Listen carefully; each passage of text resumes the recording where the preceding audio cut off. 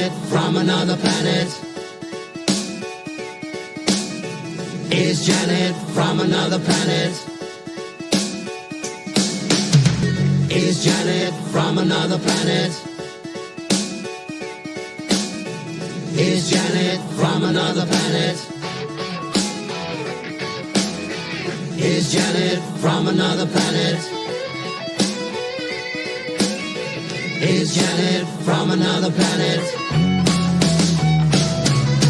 Is Janet from another planet? Is Janet from another planet? Is Janet from another planet? Is Janet from another planet? We live in a complicated world, and I believe we, the people, have the right to know what's happening in our towns, cities, and states. The mainstream media does not have our best interest at heart, and I want to share some information from around our great nation so we can fight back by being informed. Join me each week as we go after hours and get behind the scenes to uncover the truth.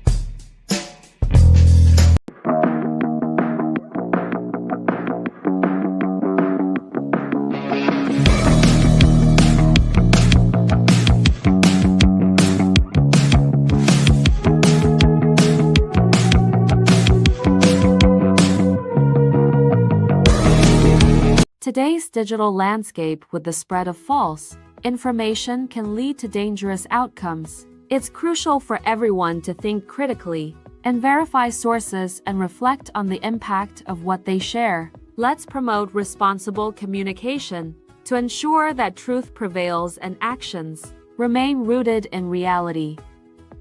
The opinions you're about to hear on this show are strictly those of the panel. The following program is rated TV MA LSV. It contains strong language, sexual situations, and violence. It is intended only for mature audiences. Well, hello, everyone. Thank you for joining us for After Hours. And tonight I have Christopher joining me this evening. How are you? Doing good. Great. Yeah, we've had a real exciting last few days with this whole Fauci not saying a word. Yeah. You know, it's pretty pathetic, but, you know, that's reality in the world today, huh? That's the ugly situation. Did you think that he would do anything other than what you saw him do? I'll put it to you this way. I was meeting a couple of people that I work with there. And the night before, I sent them a message and I said, I'm not coming, because it's going to cost me $1,000 for flights and a room or the drive up there or whatever. And I said, It's basically a lottery. That's basically buying a lottery ticket and seeing if I can get in the door. And then if I do get in the door, if he's even going to say anything, he's probably going to plead the fifth the whole time. So exactly what I thought was going to happen happened. But I'll add this, the entire time it was going on, every time that the Democrats had the floor and spoke, they were lying, and I was debunking their lies and sending actual pictures of things and reports and all that kind of stuff, explaining that what they were saying was a lie. So I was actively involved sort of in a roundabout way with people that I work with, but not present physically in the room. Well, the thing is, I didn't get to watch all of it. I tried to. I had a lot of other things I was doing. I tried to watch as much as I could. And a lot of people were sending me like snippets and stuff, so I was trying to watch those after it was over. But I did catch a few Democrats asking him questions, but I didn't hear him answer them either. No, they didn't ask questions. All they did was tell him how great he was and then attack the Republican. Yeah, that's what I said. I remember Yeah. him saying a bunch of stuff that was like, "What the hell? What does this have to do with anything?" It was like they were like, uh, you know, like they were putting him over their lap and rubbing his ass or something. Well, it's Like called a fetish or filibustering. something. Yeah, it was pretty pathetic and disgusting, is what I thought it was. But he Yes. did have an opening statement. So that's what I didn't understand. I wanted to see if you could explain this to me. When you go there and you have this thing all laid out, right? And then after you sit down and you do all that stuff and you talk and introduce yourself or whatever, and then you don't say anything. You don't answer a single question that they say or ask you, even though they were bringing up, boards and papers and all kinds of stuff. And supposedly he had a big thing of papers in front of him. And he also had his lawyer sitting next to him, which I found out later that he wasn't even supposed to have his lawyer sitting next to him. He was supposed to be sitting behind him because that was Senator Rand Paul, or whatever his name was. It Rand? Rand, yeah, his father is Ron. Yeah, I keep getting their names mixed up, but that he was sitting behind it, supposed to be sitting behind him, and he had him taken out. He had him removed because he kept trying to speak or something. I don't remember exactly what it was because I don't understand a lot of the procedures that they do. It seems like in every time they have a thing, people get away with stuff they're not supposed to, or something. But it was just to me, it was just. And then we Well, wonder if you why we visit, waste so much money. You know what I mean? the When you answer to have your that kind of question is the best thing I can say for the answer to your question is thing. that you can look at Senator Paul's YouTube page, Senator Hawley's YouTube page, Senator Marino's YouTube page, and different clips where they explain the legal side of pleading the fifth after you've made a statement. Okay, Mm-hmm. once you go in there and make a statement, so that's why he's being charged with contempt of Congress. Now, if he gets charged with contempt of Congress outside of the system, because this is something I got from Victor Davis Hanson. He's an excellent constitutional lawyer. He said that the fine's $100,000 and can be a jail sentence of up to 10 years. They did it to Martha McDougal and other people in the past, like during Whitewater. She wouldn't testify about Whitewater, and they did it to other people in the past. So they do it. Now, also, when you're in direct contempt of court, the way his lawyer was, there's a cell downstairs in the Cannon building. That's Congress has the Rayburn, Longworth, Dirksen, and the Cannon building, and the other ones besides Cannon surround the Capitol Dome building, and that's the Cannon building. And in the basement of there, they do have a jail, and they can put you in there indeterminately until you're willing to come upstairs and not be in contempt. Mm-hmm. So they're giving everybody in there, they're being lenient with them because that could have been done. They could have said, all right, put him downstairs and we'll see if he wants to comply. Right. And they could have done that even with Fauci. But what he did is he first he's pardoned. Nothing he says can he be prosecuted for. We just wanted the truth. And he came in there and he talked and then started pleading the fifth. And that's against the normal rule of order in the legal system. So, Yeah, you I looked something up. I was trying to find it real quick. Just give me a second. I'm gonna bring it up first because it was in my. I gotta go to. Oh, hold on. I gotta go open it in the Friday Night Shit Show chat. I just shared it in there.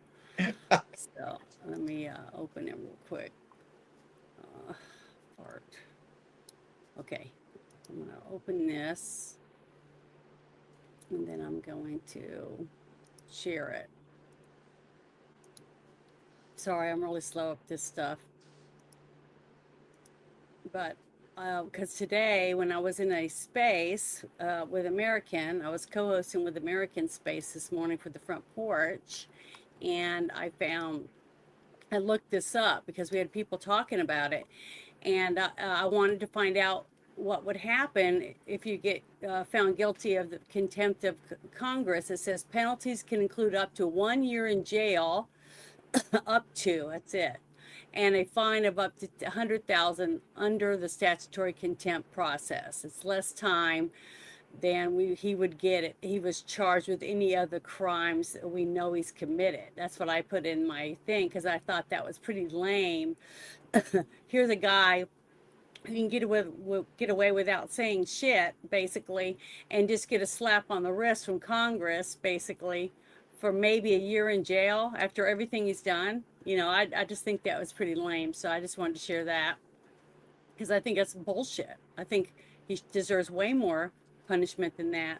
And everything that I have for tonight that I'm going to share, and then we're going to talk about each thing after we, bring it up, has to do with this whole thing, because that's what I named the show, is a Fauci filibuster, basically, because that's all he did. He didn't do shit. He just sat there like a lame ass, just like Hillary Clinton did when she went up. And Bill Clinton, at least he was Googling and goggling over, oh, look at his pictures of himself in the hot tub and stuff with all them young women.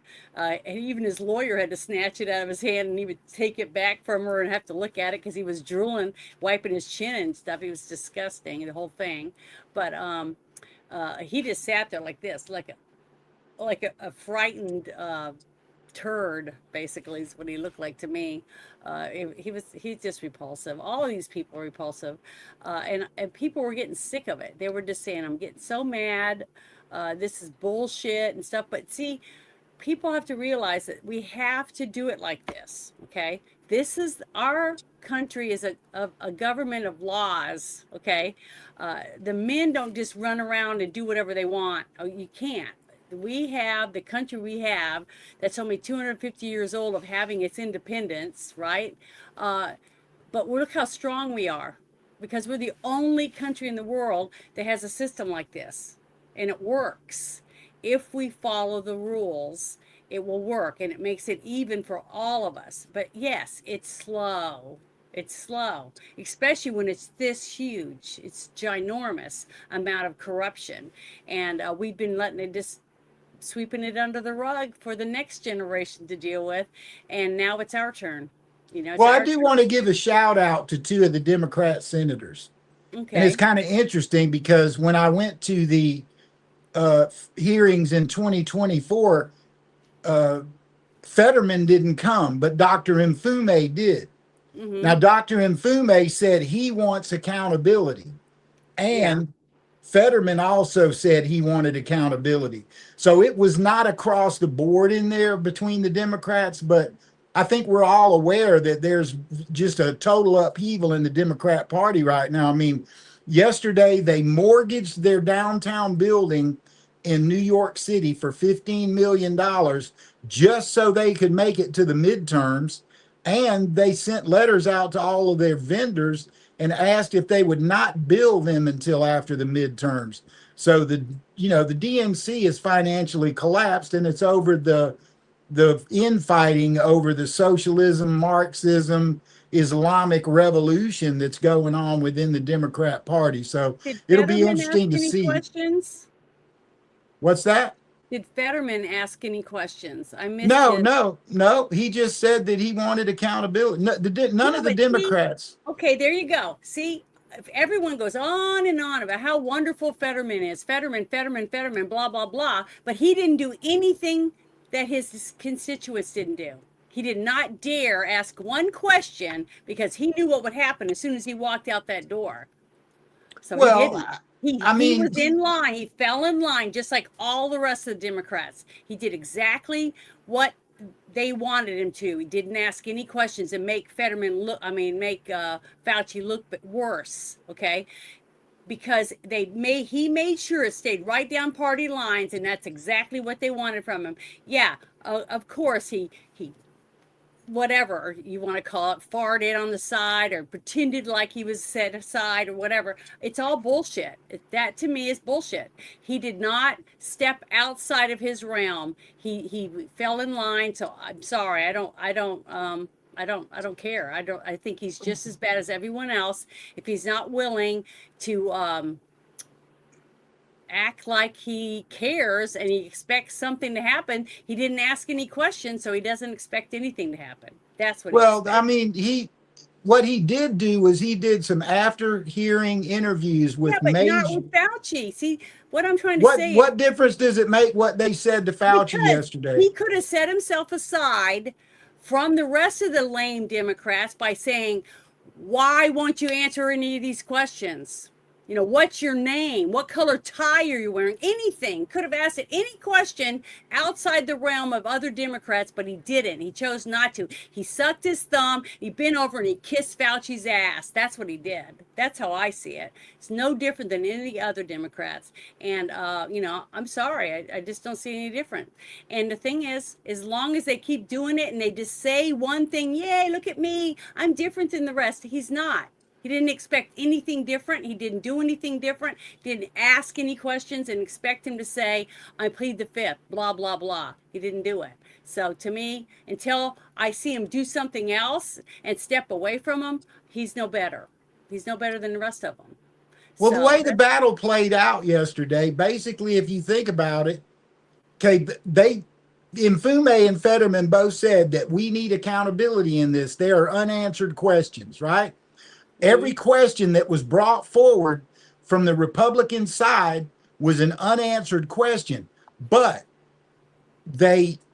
when you went to Senator Hawley and Senator Marino, who they saved for the end, they knew he wasn't going to answer questions. So they would ask the question redundantly and then put the facts up on the board so we can see them. So we're still at a place right now where so many people disagree with this whole COVID thing. I literally see posts on Facebook where people are saying, well, Fauci saved me and my whole family. It's like, okay, the death rate from COVID was 0.03%. Okay? 0.03%. The year before, there were 12 million deaths from the flu announced. and then The none. year of the The next, lockdown, there were 0 cases of the flu announced. that's They all got impossible. named to be deaths from COVID, and the flu wasn't going to do anything because people weren't moving around and spreading it. It's one of the most spreadable viruses in the world. Even Spanish flu killed 18 million people. I The- know, and I was talking about tons of things that were coming across. I had people that sent me a message and said that their loved one was in a motorcycle accident with a vehicle, okay, and they went to the hospital. They weren't allowed to go in there because COVID, and they had to wear masks and all that, and they were sitting outside in their vehicle because they weren't allowed to go in the hospital. And then they were told that their loved one didn't make it. Okay, and then they found out the next day that they supposedly on paperwork died from COVID.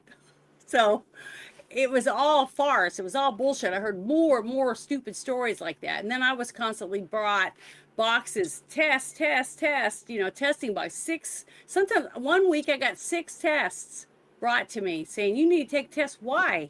I'm not sick. yeah, my friend GW's girl was the security analyst for Blue Cross Blue Shield, and she was fired from that job because she got sick and tired of reading death cases, right? Where the person was decapitated in an automobile accident and the number one cause was COVID. Now, there's a reason for that. Because if they tested positive, that's what they died from. No, no. Then what? For every death that a hospital attributed to COVID, they got a $30,000 payment. That's why they did it. Well, So that's the called numbers a were all bribe. screwed up. There's no way to go back and make sure we have a real number of how many people actually died. Well, From it's just a little there's no more way. than 1 million that actually died from it. And at one point, the Johns Hopkins was reporting 9 million COVID deaths, right? Mhm. And all of that's been looked at again, and it turns out that only 1 million. They took out uh, all of the vax injury deaths, which there were some instant deaths from it, and they took out all of the flu deaths, and they took out all of the clearly another cause other than most of the people who died from the COVID infection had a reaction that's called cytokine storm. The spike protein, it attacked the ACE2 inhibitor inside the cell that helps to create the mitochondria, and the mitochondria is the energy of the human body. So what happens when cytokine storm happens is you run into Krebs cycle problems and you start producing too much water. That water would go into those people's lungs, and then they would put a ventilator on them. There's 4 different kinds of pneumonia. Type 4 is when the water is coming into the lungs from outside of the lungs in the bloodstream instead of an infection or injury, smoke injury, inhalation, whatever. Yeah. So these people had water trying to escape from their blood because it was basically killing them. And that water went into the lungs, and then they put these respirators on them, which pressurized the inside of the lung and prevented that water from getting in. And that's cytokine or cytokine. It's pronounced both ways, storm. And it was one of the things my father did right before he died. We were analyzing all of the emergency room data and everything, and all the doctors were saying, we can't figure out what's killing these people. They're not dying from the COVID infection. And my dad simply said in this meeting 2 words, cytokine storm.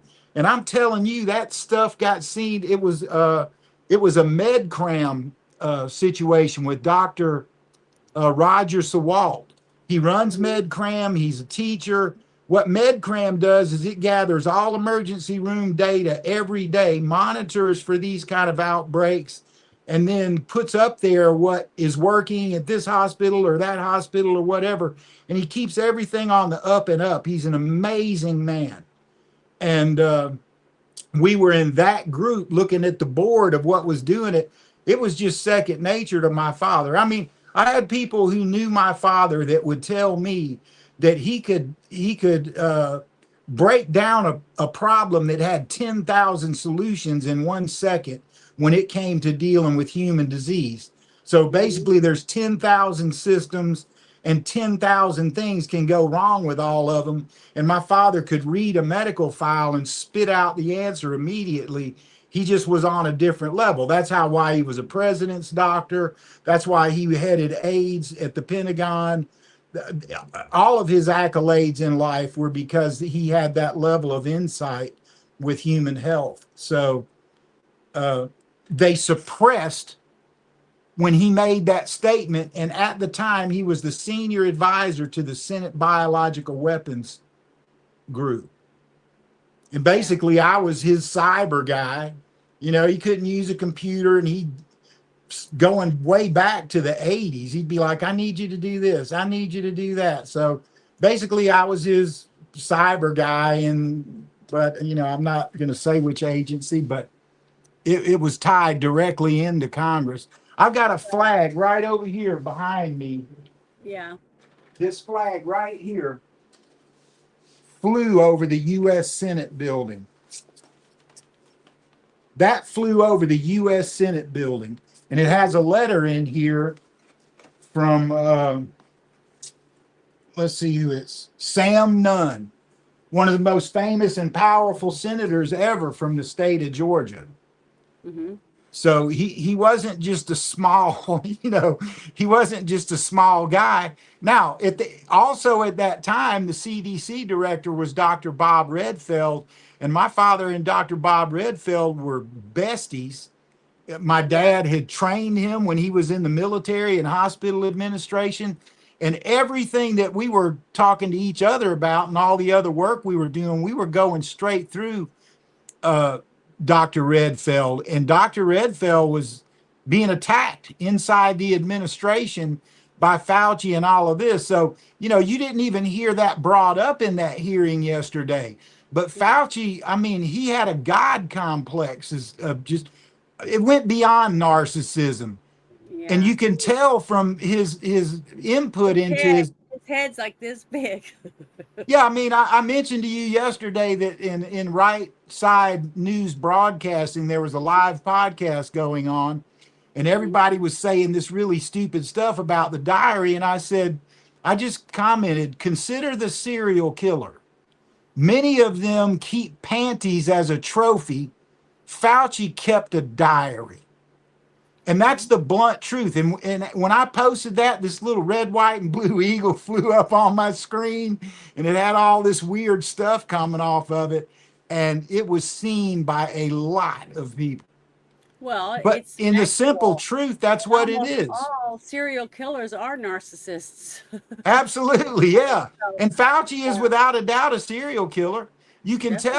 tell from his diary entries that he knew exactly what was going on, and he wouldn't raise his hands and go, But "Hey, a lot we of fucked people up." said that about him back when he was dealing with AIDS.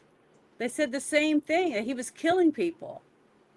Well, I And he was mean, trying to get rid of them because of they were gay, that kind of stuff. I heard tons of stuff about him back then. So when they put him in charge of this, I was like, what the fuck? I mean, why? Why would they want to do that? I'll So, tell you exactly why they used Biden. This was another decision, okay? Trump had already lost the election, right? He's about to leave office in January of 2020. And they were in the transition process of the presidency. So this transition process, the same transition process where Obama and Comey charged General Flynn with treason for doing his job, right? So they're in this transition, and Trump goes to Biden and he says, "Look, this is your administration. You pick the person you want to do it." And that's why Fauci had that job. mm-hmm. That's So not a guess. That's not a guess. I know for a fact. I was involved in all of it back then. Going back to 2019, I knew all of this. Right? Trump got stuck with him. No, I said that backwards. No, that's right. No, I said it right. It was 16 to 20 was Trump, 20 to 24 was Biden. mm-hmm. This happened at the beginning of 2020. Yeah, but you got to remember, I think all this was planned in advance, anyways, and it was going to still happen, but they were expecting Hillary to be president, and people like me would have been sent to camps and forced Well, to get the jab. yeah, they That's what built those camps, by the way. Yeah, I know they did, but that's what I really do believe that. I still believe that people like me that refused to get it would have been sent to a camp under Hillary Clinton because she would. I mean, she'd probably been eating people's livers and kidneys and stuff. Who knows? I mean, I have no idea. I don't. I can't stand that woman. But I want to play this because this was one of the first things I wanted to open with, simply because it has to do with sports and it just shows you how ridiculous Fauci really was, if it's even in sports memes, and stuff. But I want to play this really quick because I don't follow sports that much. But when I saw this, I just thought, what I can't believe this. But this is the Eagles. I guess he's a defense coordinator. I don't know that much about, that stuff, but I want to play this little snippet from him because it's just really funny. But here we go. What's the plan at safety? Is that Marks' job? I'm going to be like Fauci and just take the Fifth Amendment on questions. Did you guys see that? Oh my God. What was the question? So I just wanted to share that because I just thought, Fauci's an idiot. I mean, he really is an idiot. I mean, they're making fun of it, but I'm going to share this real quick in the chat because I thought it was funny. Because I'm like, good grief. I mean, he's making us a laughing stock. You know what I mean? And the fact that it's sad because people died. Many people are still sick. Many people are still dying. Yeah, people still have they're getting cancer, they're getting heart problems, they're getting stomach problems, they're getting skin problems, they're getting all kinds of these illnesses. And what's really sad is a lot of them don't even want to talk about it because they don't want to admit that what they did was the reason why they're sick now. You know, they don't want to believe it. And a lot of Well, them there's a still, little irony here about the using the fifth. Mhm. Now, granted, two totally different situations. What Letitia James did to Donald Trump in New York, but Trump pleaded the fifth 455 times in those hearings, right? Well, I mean, that was the skit I was telling you about with Dave Chappelle from one of the Chappelle shows where he said, "Yeah, I plead the fifth. I plead the fifth 500 times. I'm not telling you anything, right?" It's one of the most hilarious skits in the world. But when Trump did it, it was the biggest news ever. When Fauci does it, everybody's listen. Yeah, If but Fauci the would have difference, talked, they would have been putting handcuffs on some of those people on that panel. but the It's just difference the truth. is, okay, when someone else is on the stand, okay, and they plead the fifth, how many people died because of them? Oh These yeah, people yeah. that kill hundreds It's a of people. different situation Yeah, for sure. totally different. So, they could say whatever they want. It doesn't matter. They sat in there yesterday and not one of them asked them a question. They could have said stuff. Did you have a bubble bath this morning? Or did you play with your little squeaky toy while you were in the bubble bath? I mean, they could have asked them any stupid ass question to make it look stupid or whatever they wanted, but they didn't. Well, I All mean, they did was it was use it an as act a of platform to defiance and it was bitch and contempt. moan, just like they always do. They just bitch about, oh, I have a scratchy coochie and I need to take medicine and whatever fucking shit they wanted to talk about had nothing to do with what they were there for, but yet they sit there blah blah blah and do their shit anyway. So the whole thing was a farce, and that's how they treat everything. They sit up there and they ask the stupidest shit, they say the stupidest shit, and they do nothing to help any of us. And every single American citizen that sat there and had to watch that shit, okay, and watch how the Democrats react to a man who clearly is full of shit, full of himself, and took it out on the American people. And some of the people sitting their ass in there that could ask questions, some of their people that they knew and cared about, friends, family, or relations, or whatever, have died because of it. But that they sat there and did nothing.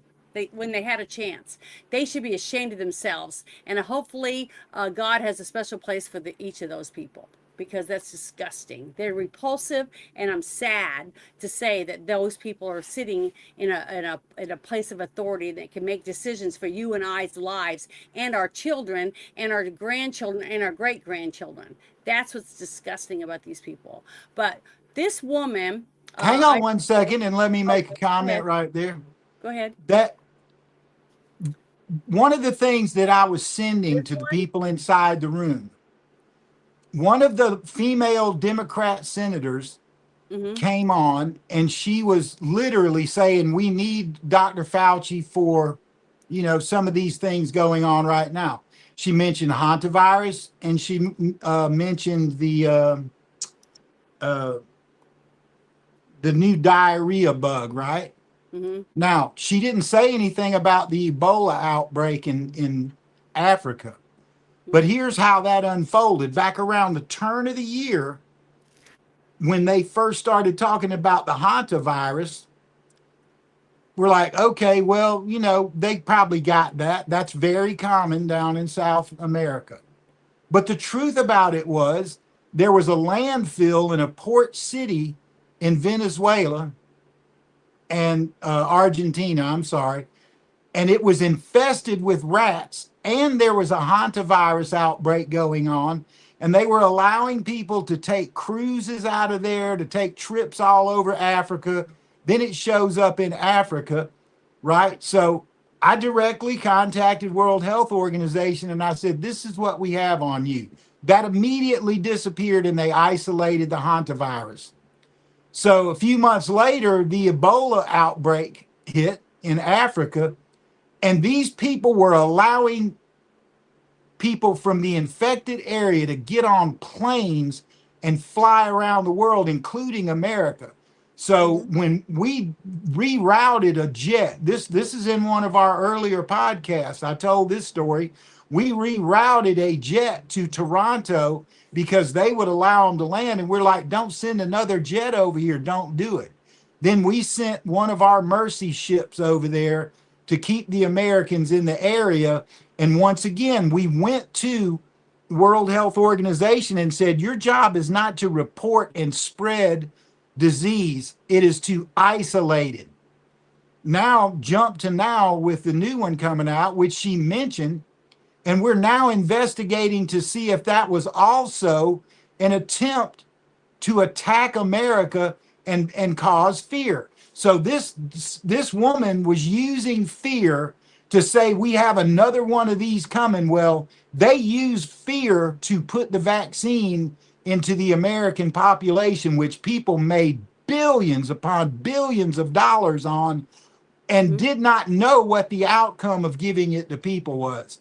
What that makes me wonder is she one of the ones who's involved in the biological warfare that was being done against Americans and perpetrated by American citizens and actors in our government? Because that's what I would say. Those are the questions I want answered. I don't care what Fauci says. I know everything about him. I met him in 1986. He's a piece of shit now, and he was a piece of shit then. Yeah. But the question that I want to ask is that woman, where did you get your information, or are you one of the people involved in these biological attacks? That's what I'd like to ask her. Well, so why don't you? Well, I will. But okay. Go ahead. I just wanted to say that before we moved on. Okay, well, I want to share this because I've been following Tulsi, since I tried to follow every single person that Trump has put on his, on his administration. But I got this because she was upset, and when I saw her post, it says Fauci's performance today made me sick.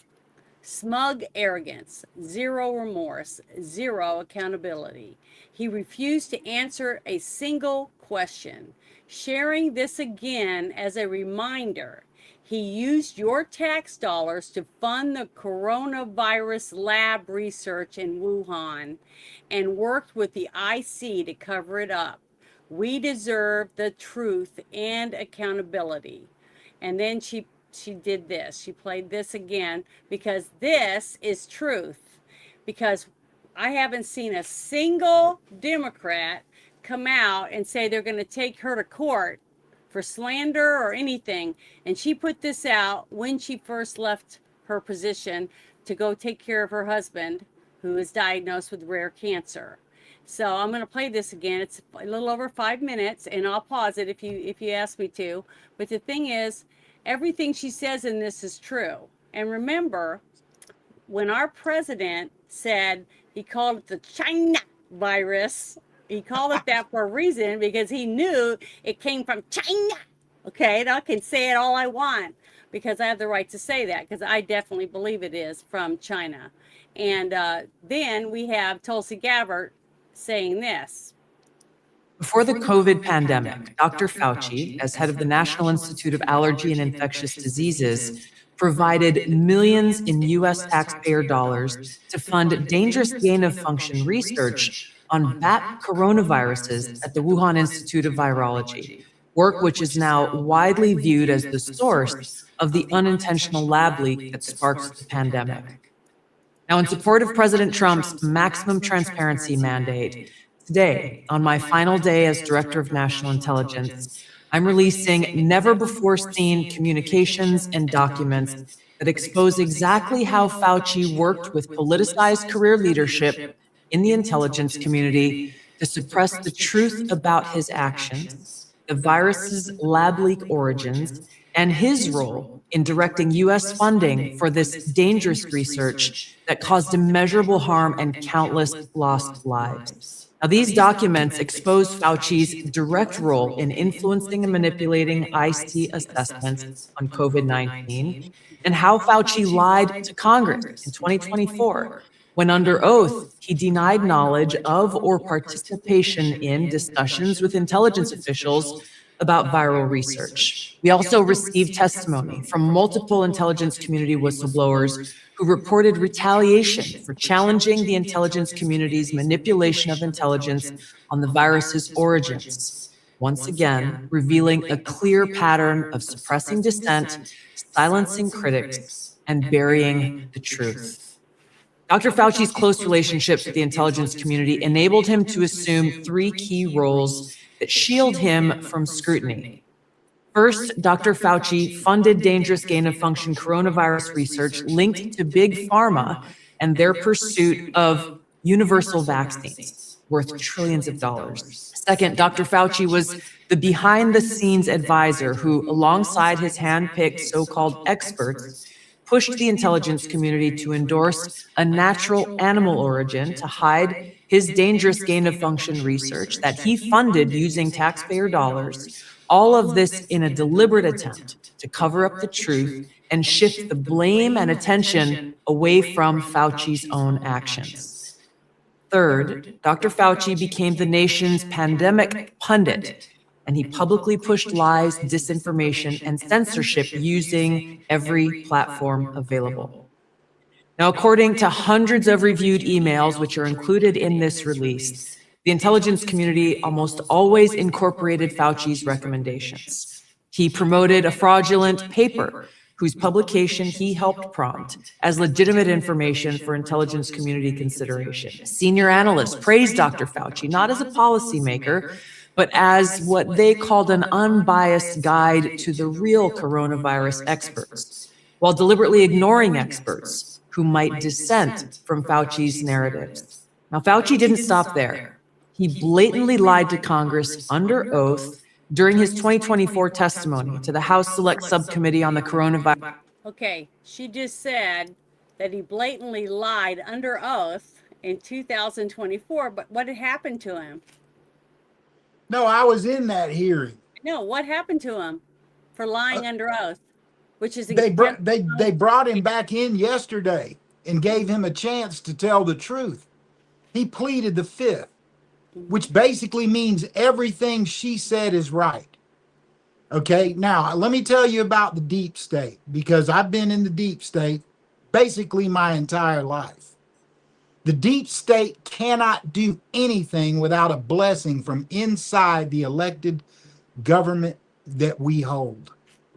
So just digest that for all the listeners. Just digest that for a minute. Okay?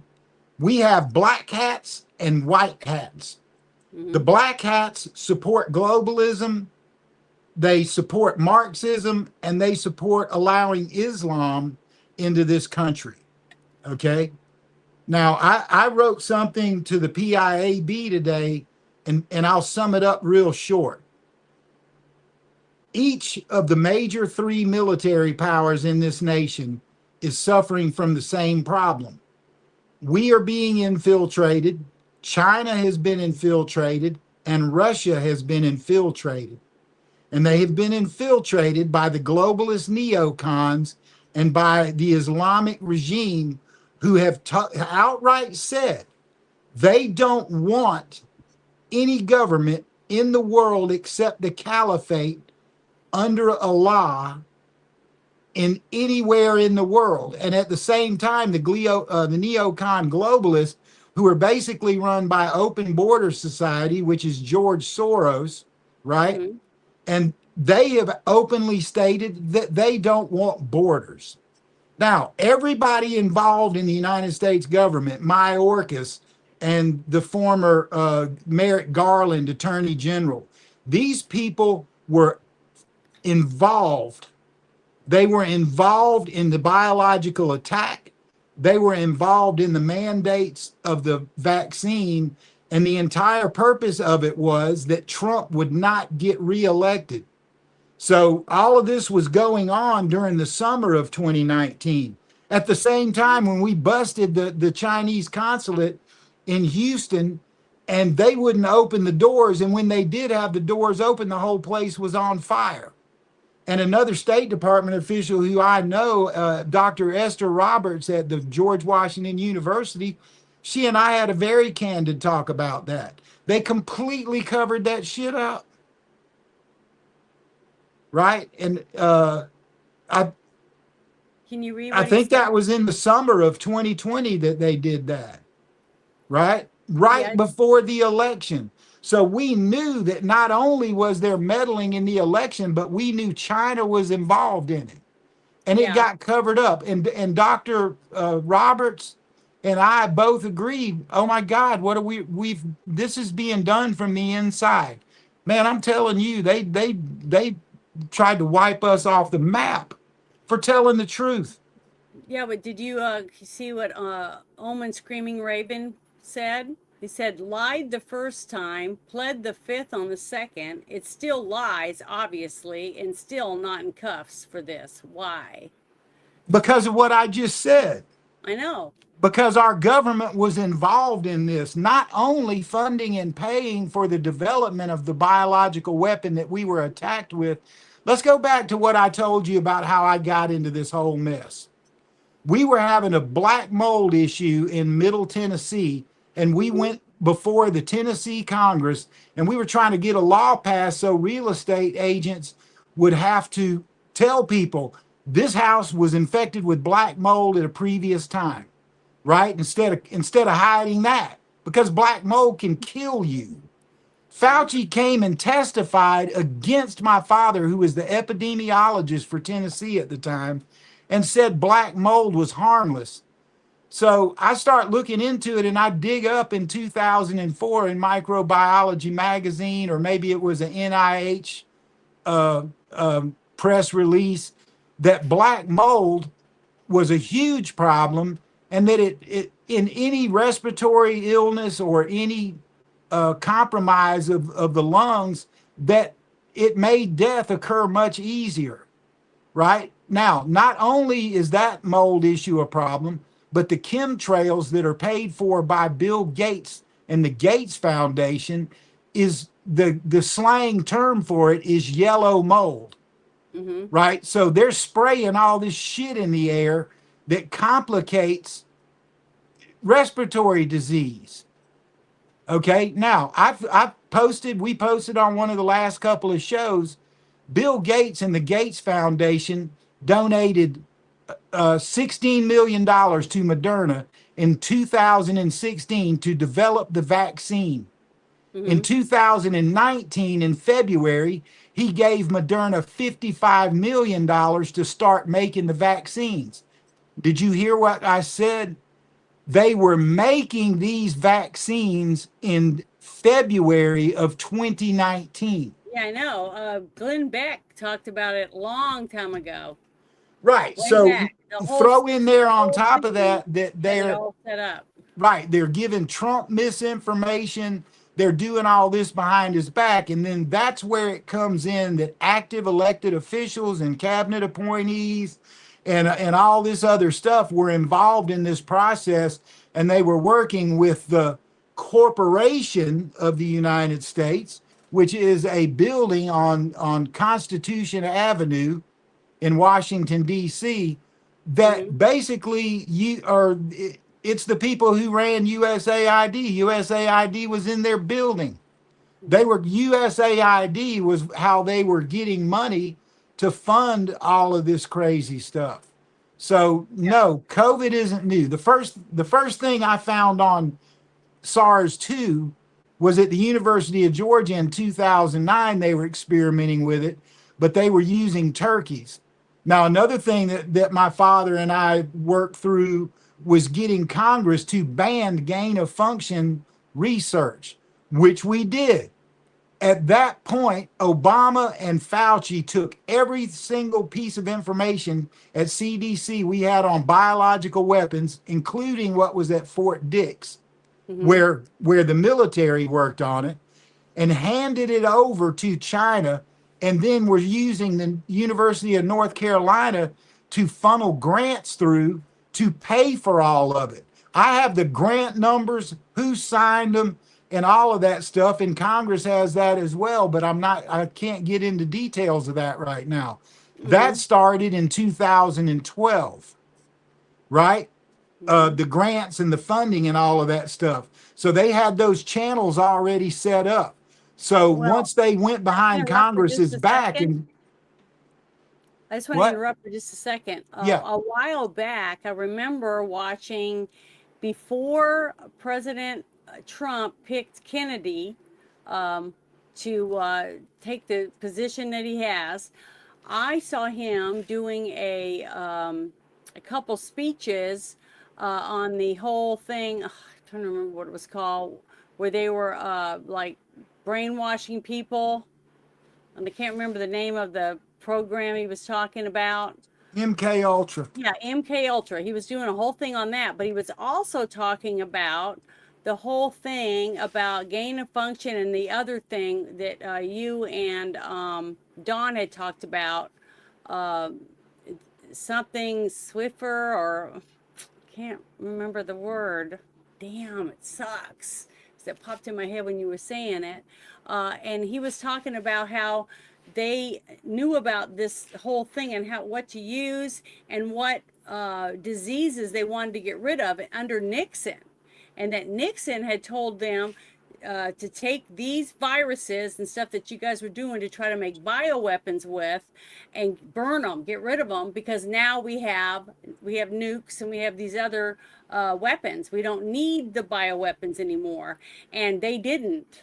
Okay, they didn't. They took it to like other countries and had laboratories that we were funding in secret, and that they were using, I don't remember the name of it now, the CIA and another three-letter agency to keep the money coming by using drug cartels and selling drugs and stuff like that, and laundering the money through the drug cartels to go back to their laboratories and stuff.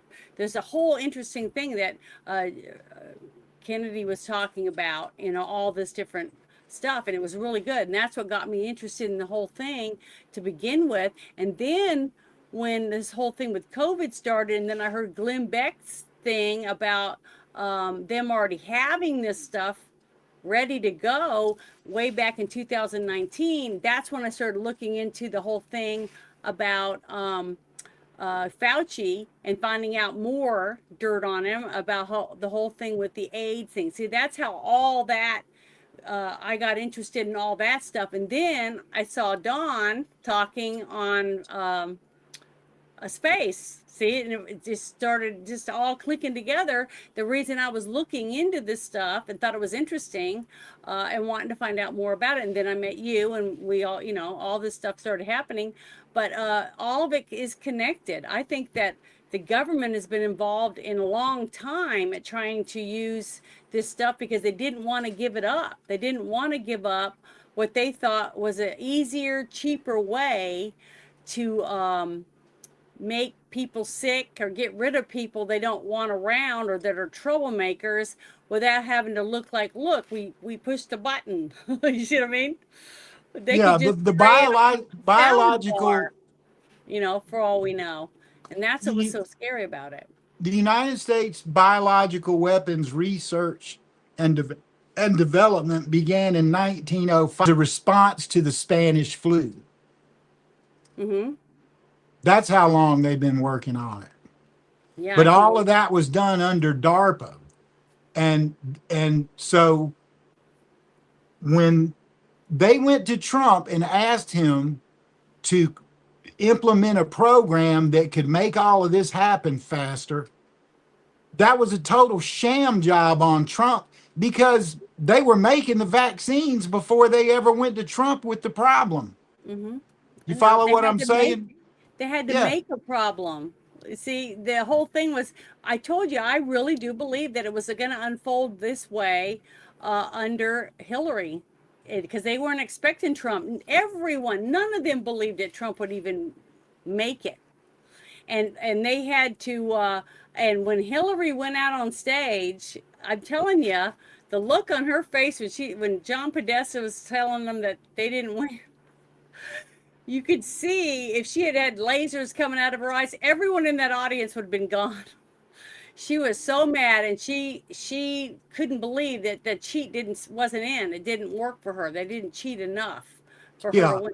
So that's why when it was Biden's turn, because they couldn't do Hillary again, I guess she was too pissed off, or she'd burned a few bridges or something after the big fuck you, after she was pissed off saying she was going to get rid of some people, make them pay her back. And then they realized she was just too dirty. There was no way that it was going to work. They had to find another patsy.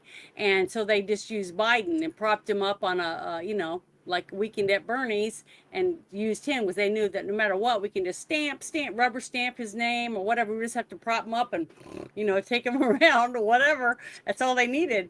And it worked because they had enough people and weeks and weeks and weeks and weeks and weeks to count ballots and make more ballots or whatever they needed. It's such a huge thing. No one would believe it was true. But I ordered me a t-shirt, and I'm going to wear it with pride. And it says, it talks about how I believe in Bigfoot more than I believe in 81 million votes.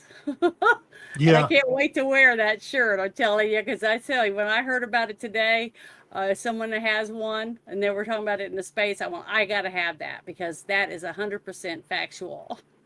Well, let's go back to 2016 and the night that Donald Trump splayed Hillary Clinton in that debate.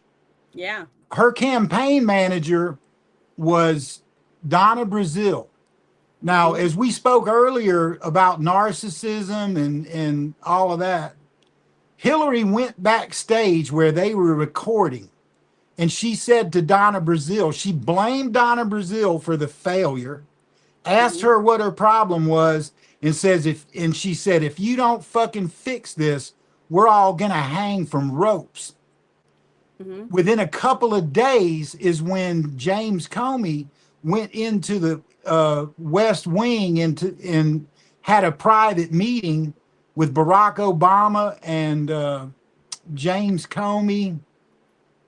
And there was one other person there, and that's when they started the Russian collusion hoax.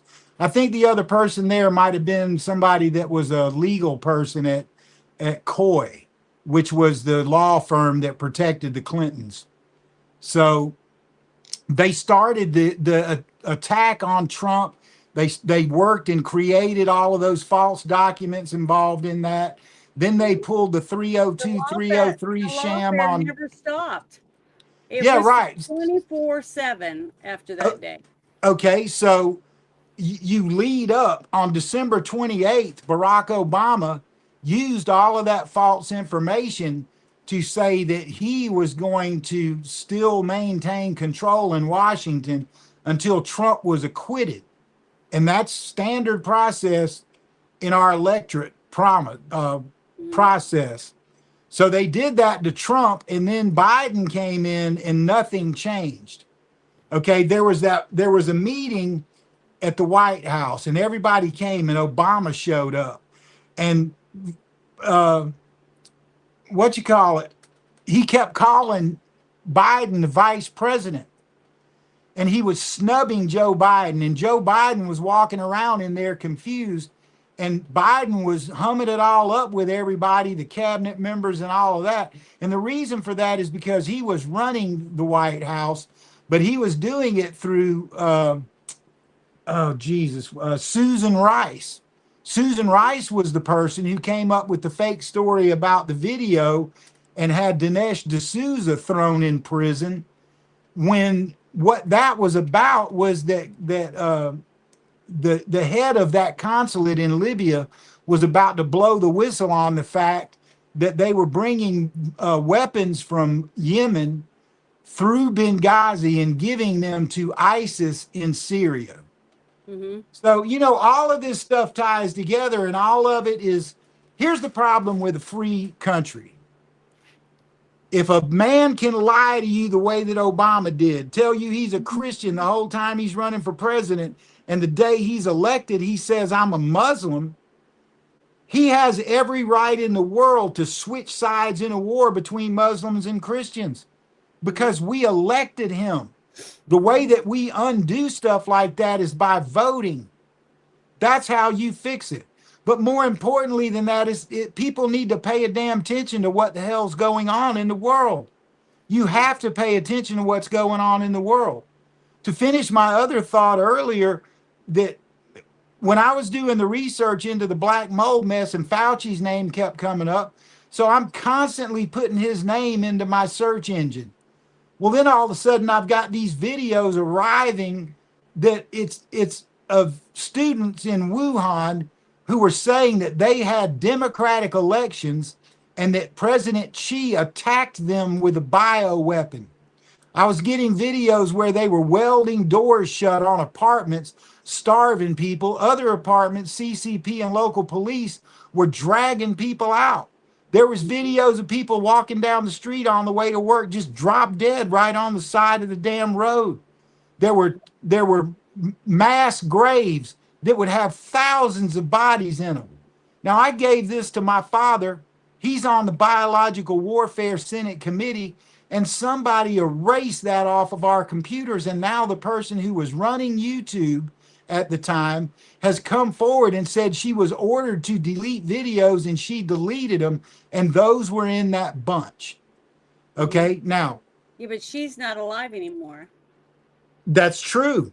I played that video of her talking about how come she got rid of everybody's stuff. Anybody that talked against getting the vaccine or had other ways of taking care of yourself and what you were going to do instead and all this kind of stuff. Because half my stuff got taken down when every time I had you guys on the show talking about what Dawn was doing in her own kitchen with her own blood and her own. Well, we should have cut off air traffic.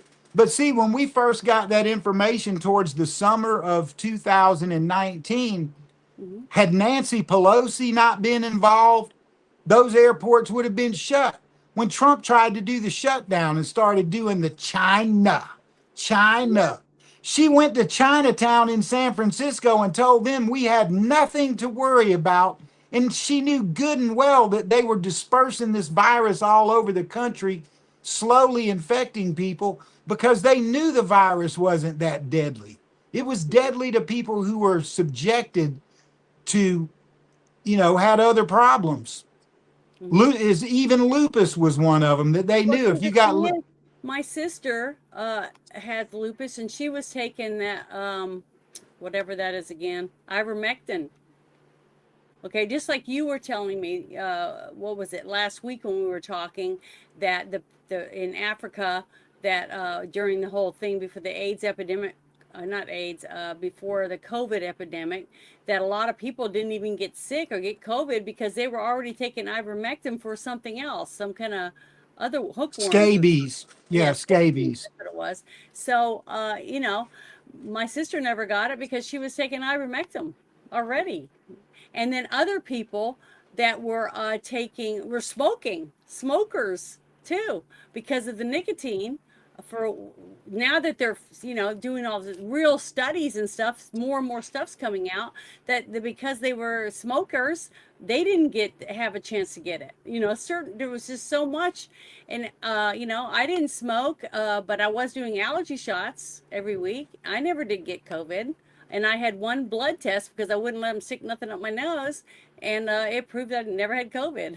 So it's like, but I wasn't about to let them stick that thing up my nose after I saw many videos coming from different places, from India and other places, showing people sitting on dirt floors with their kids, no gloves, no laboratory, taking these long sticks that look like big Q-tips and putting them in little plastic things and sealing them to put in a box to mail to us to shove up our nose to see if we had COVID. And I was like, forget that shit. And then I saw them in England sticking it up the nose of little kids and stuff coming out with blood on it, which meant they pierced the membrane that was between the sinus cavity and their little brains, and I was like, there's no way I'm letting another person stick one of those up my nose ever, and I didn't. The one time I went to the emergency room, they came in and the doctor didn't even come in. He stood in the hallway And he's like, you probably have COVID. And I said, no, I don't. I don't have COVID. And he said, well, we're going to do a test. I said, you're not sticking nothing up my nose. And I was sick, man. I was so sick. I had been in bed for 4 days and my hands are all drawn up. I was so dehydrated. And so you have to take my blood. So the nurses took my blood and I watched them open everything as I was watching. I mean, I was like a hawk. They took my blood and it was about 20 minutes went by and they came back and said, you don't have COVID. And I knew I didn't. And I was thankful that at least somebody in the laboratory didn't try to set me up and make it look like I had it, because I didn't. And I was lucky that it came back negative. And then they gave me I don't know what it was called, Finagrin or something to stop my nausea.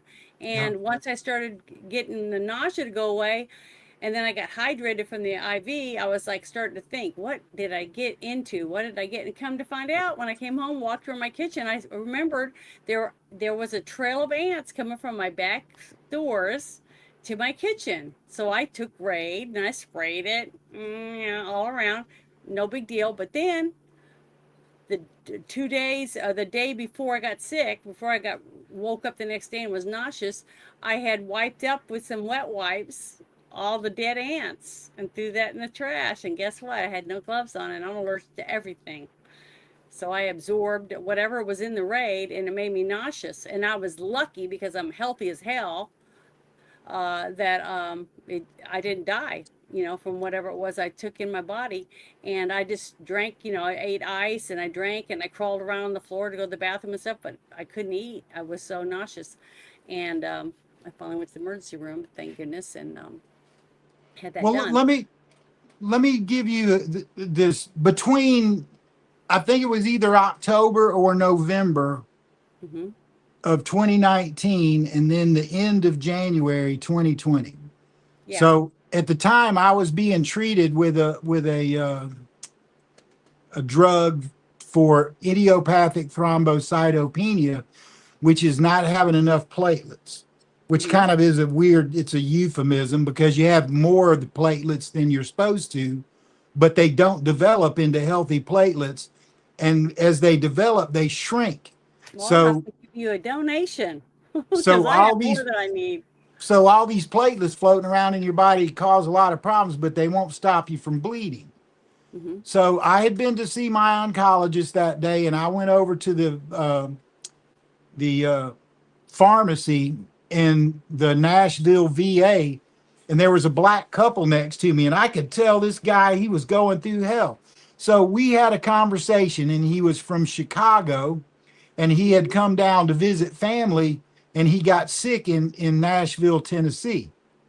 So fast forward a little bit, my mom died on December the 6th of 2019, and her funeral, they did a service for her in Texas, and then they sent her remains to me, and I took care of funeral arrangements here in the family plot. So during the service here in Augusta, left-wing loop radical, Marxist cousin of mine came in late, and there was only one. I had been seating people and doing the door and all that kind of stuff. So there was hardly anywhere to sit when I walked in. And then I had to slide over, and basically so she could have a place to scrunch in. So on January the 9th, a few weeks later, after I got home, I had to go to the VA because I was having breathing problems. So they did all these tests on me and everything. And a Dr. Lou came, and he asked me at that appointment, were you ever on interferon? And I'm like, yeah, I was on interferon. That's the drug that caused me to have idiopathic thrombocytopenia, which is the problem with the platelets. So I said yes. Well, February the 3rd, that cousin of mine who had just arrived from the airport at my mother's funeral, she was a Bernie Sanders supporter, and she had been up campaigning with Bernie Sanders around New York.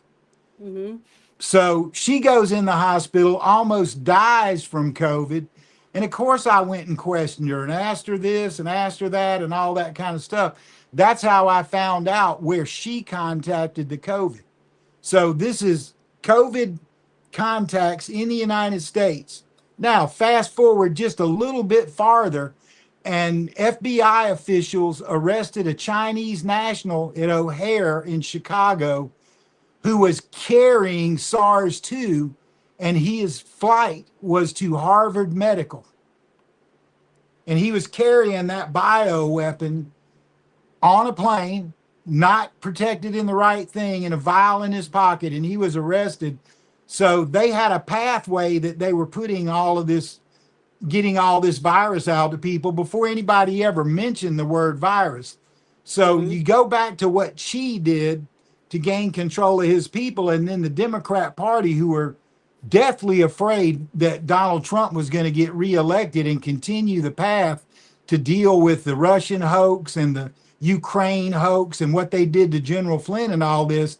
They wanted him out of here. Those people were committing treason of the highest sort. So they were working with the CCP to spread all that across America so that they could stop. Everything that you've ever heard about any of that was a myth. They may kill me for the things that I'm saying tonight, but I got so pissed off after watching that piece of shit Fauci yesterday. I'm like, I'm over it. I don't care anymore. I'm not hiding the truth from anyone. I wish my father was still alive so that he could say, yeah, that's what we were doing. And the other person that I was working with at that time was a former Surgeon General and Lieutenant General named Quinn Becker. And Quinn Becker knew everything. So when my dad died of cancer, I was going to be working through General Quinn, and General Quinn died of cancer. And basically, the night my father died, I was pulled into the G2 gate at the Joint Base Special Operations, San Antonio, Texas.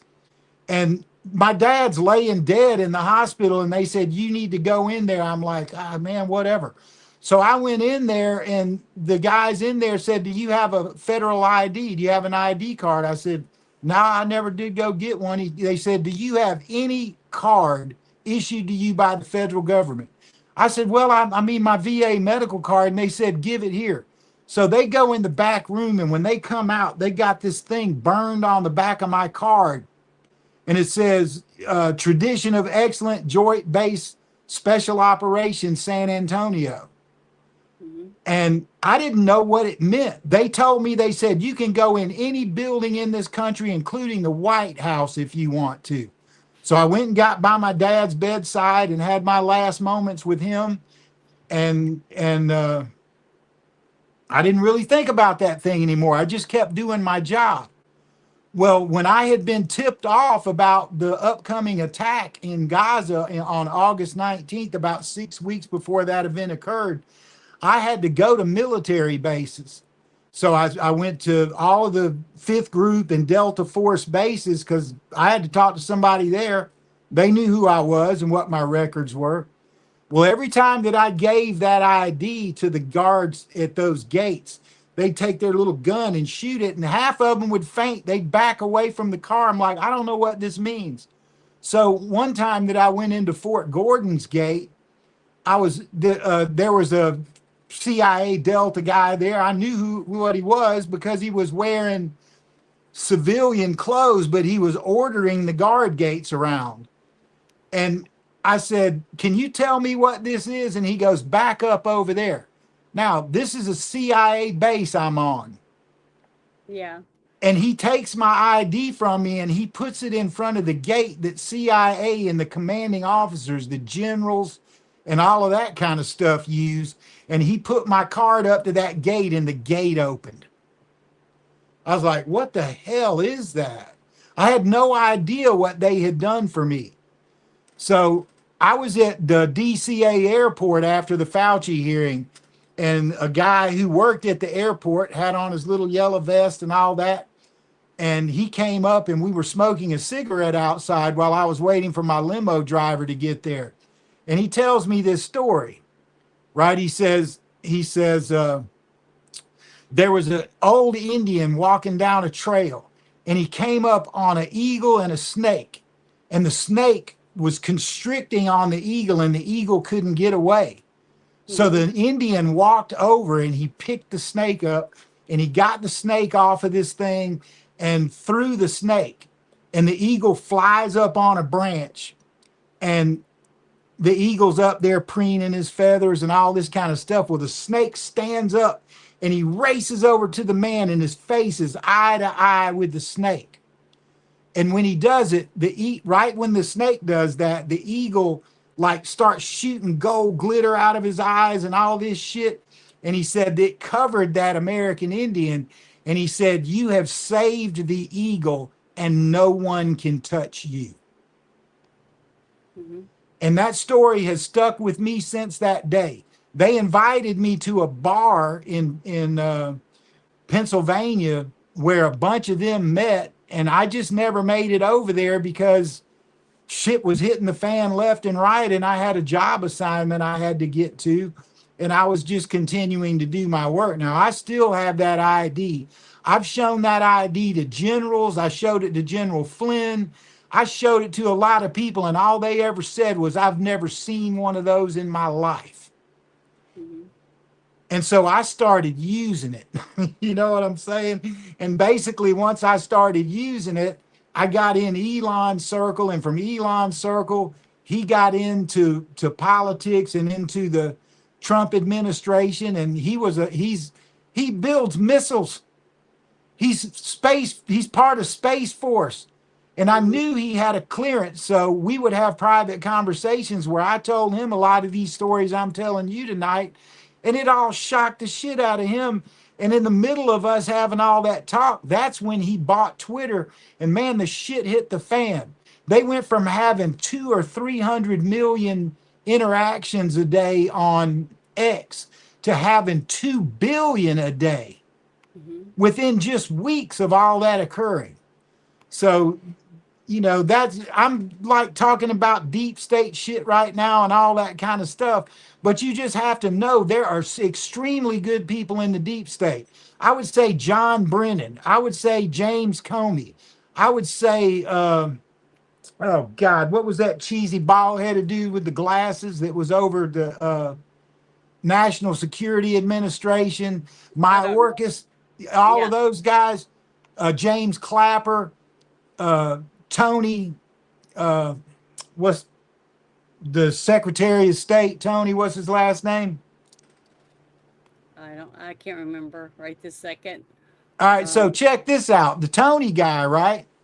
The very same day that Zelensky canceled the votes, canceled the election in Ukraine, he went to a party with him, and he was playing "Rockin' in the Free World," right? I busted his ass so sideways for that shit. So he came home and he performed at the White House.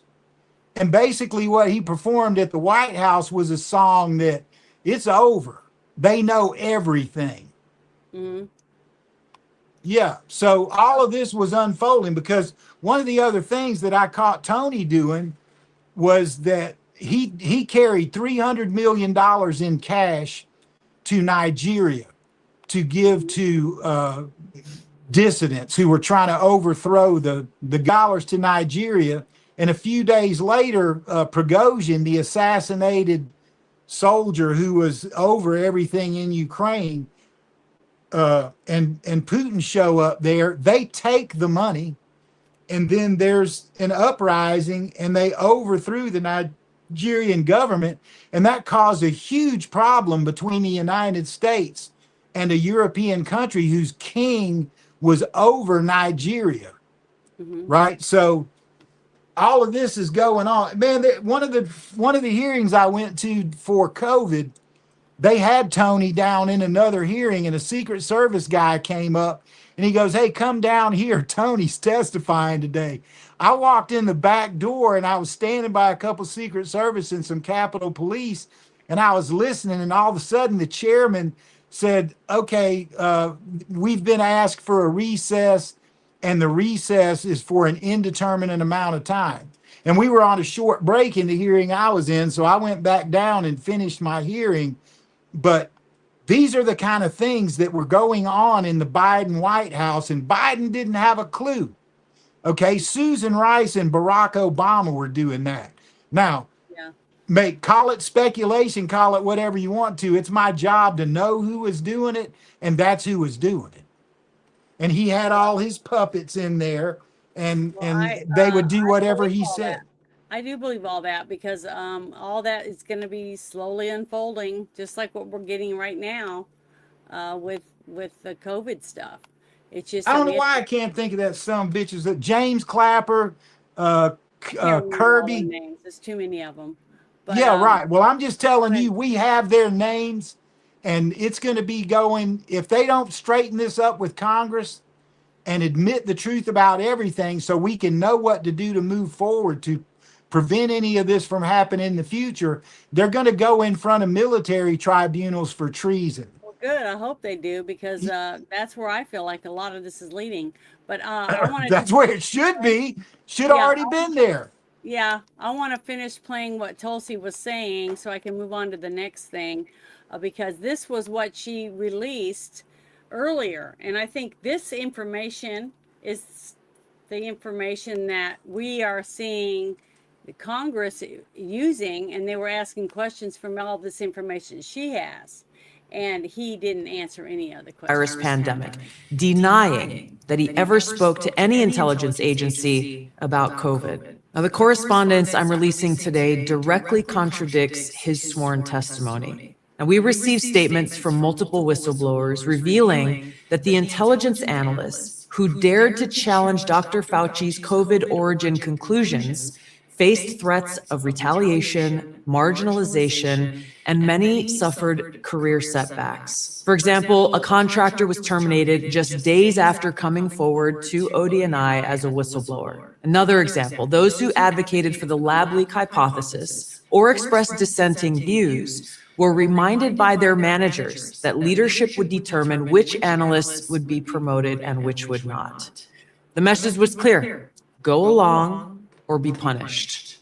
Senior leaders also sought to undermine whistleblowers by removing anonymity, which is required in the whistleblower process, as they made their complaints, and also insisting that their managers or attorneys be present during ODNI meetings where these whistleblowers were coming forward with their testimony, obviously creating an atmosphere of intimidation. The COVID pandemic caused tremendous hardship and pain for millions of our fellow Americans and countless people around the world.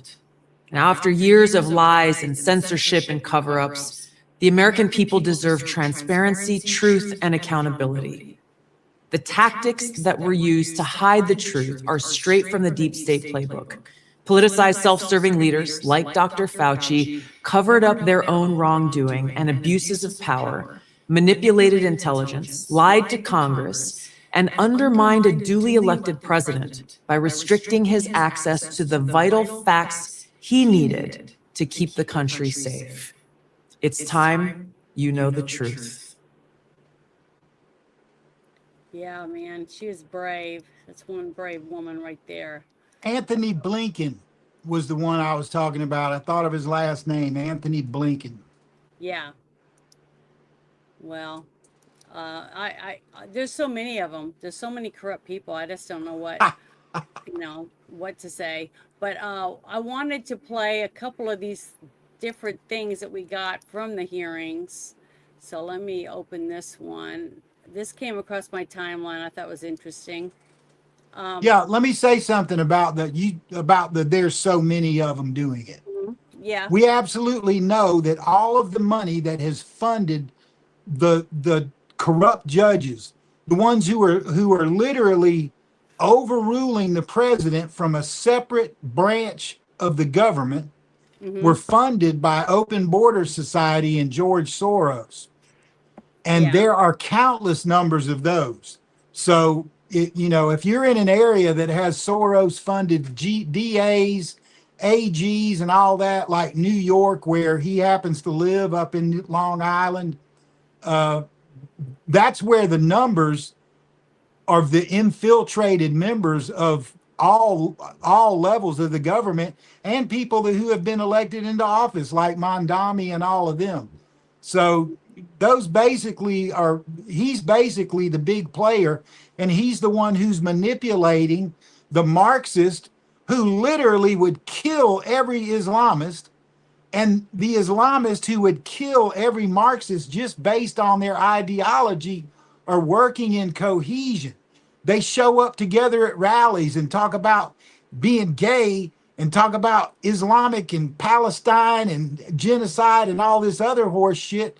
And if they weren't being paid by George Soros to go to these protests, they wouldn't even show up together. And Victor Davis Hanson gave the absolute best, and I mean the absolute best explanation for what I just described about an hour before we started the show prep. Yeah. Okay. I would suggest everyone go see that. It's on the Daily Signal. And he came out and he explained it to a T. And basically, what he was doing was he was expanding on what I sent to PIAB today, that was about how all three of the major powers are being infiltrated and disrupted. Yet all three powers, they want their sovereignty. They want to be able to rule their people as they choose, and that is how it should be. If the people don't like the way they're being ruled, it's up to them to rise up and take control of that. We're not the police of the world, right? We got more shit going on in our country right now, and it goes exactly to the shit going on inside Russia and the shit going on inside China that they're fighting. And if all three of the major powers would clean up their own side of the street and go after these people who are trying to destroy every country in the world, it's not just the Western world they're after. They're after communism, they're after Buddhism, they're after Hinduism, Christianity, Judaism. I don't give a shit what your religion is. Islam will kill you. It's in the scripture that they live by. Behead the infidels. And the Marxists have just been manipulated with all the, we'll buy this, everything will be free. Ain't nothing is free. Nothing. No, there isn't. But I 100% agree that that will be the end of days. And it's a religion that's broke off from our ancestors, you know. France and Jesus' ancestors, all of ours. France and Germany today pass laws to ban Islam in their countries. They're seizing mosques. I have a see, I think it's a post that I posted in the Friday Night Shit Show that that Florida is banning the Sharia law in Florida. So that's what we have to do. But the only sad thing is the federal government won't be able to ever get away with it. So I got some intel out of a PLA member today. States are going to pass it. That's going to let them have it in their state. So well, check this out. I got a PLA video today. That's the People's Liberation Army in China. They're pro-democratic and anti-Qi. Anyway, this person sent me a video explaining how China deals with Islam, and gave a video, a guy trying to do a prayer in the street in China, and a police officer came. Yeah, I saw that. Okay. That. All right. So she used that video in her talk, and here's what she said China does. They made it against the law for Muslims to fast. So when Ramadan comes up, they can't fast. They force them to sit at tables and they force them to eat. And the Chinese have a fasting period, and when they have their fasting period, they still forced their entire Islamic population to eat food. So these pricks are over here talking about, oh, y'all hate Islam and this and that and the other. Say no. They're just wanting them to get up, pack up, and leave.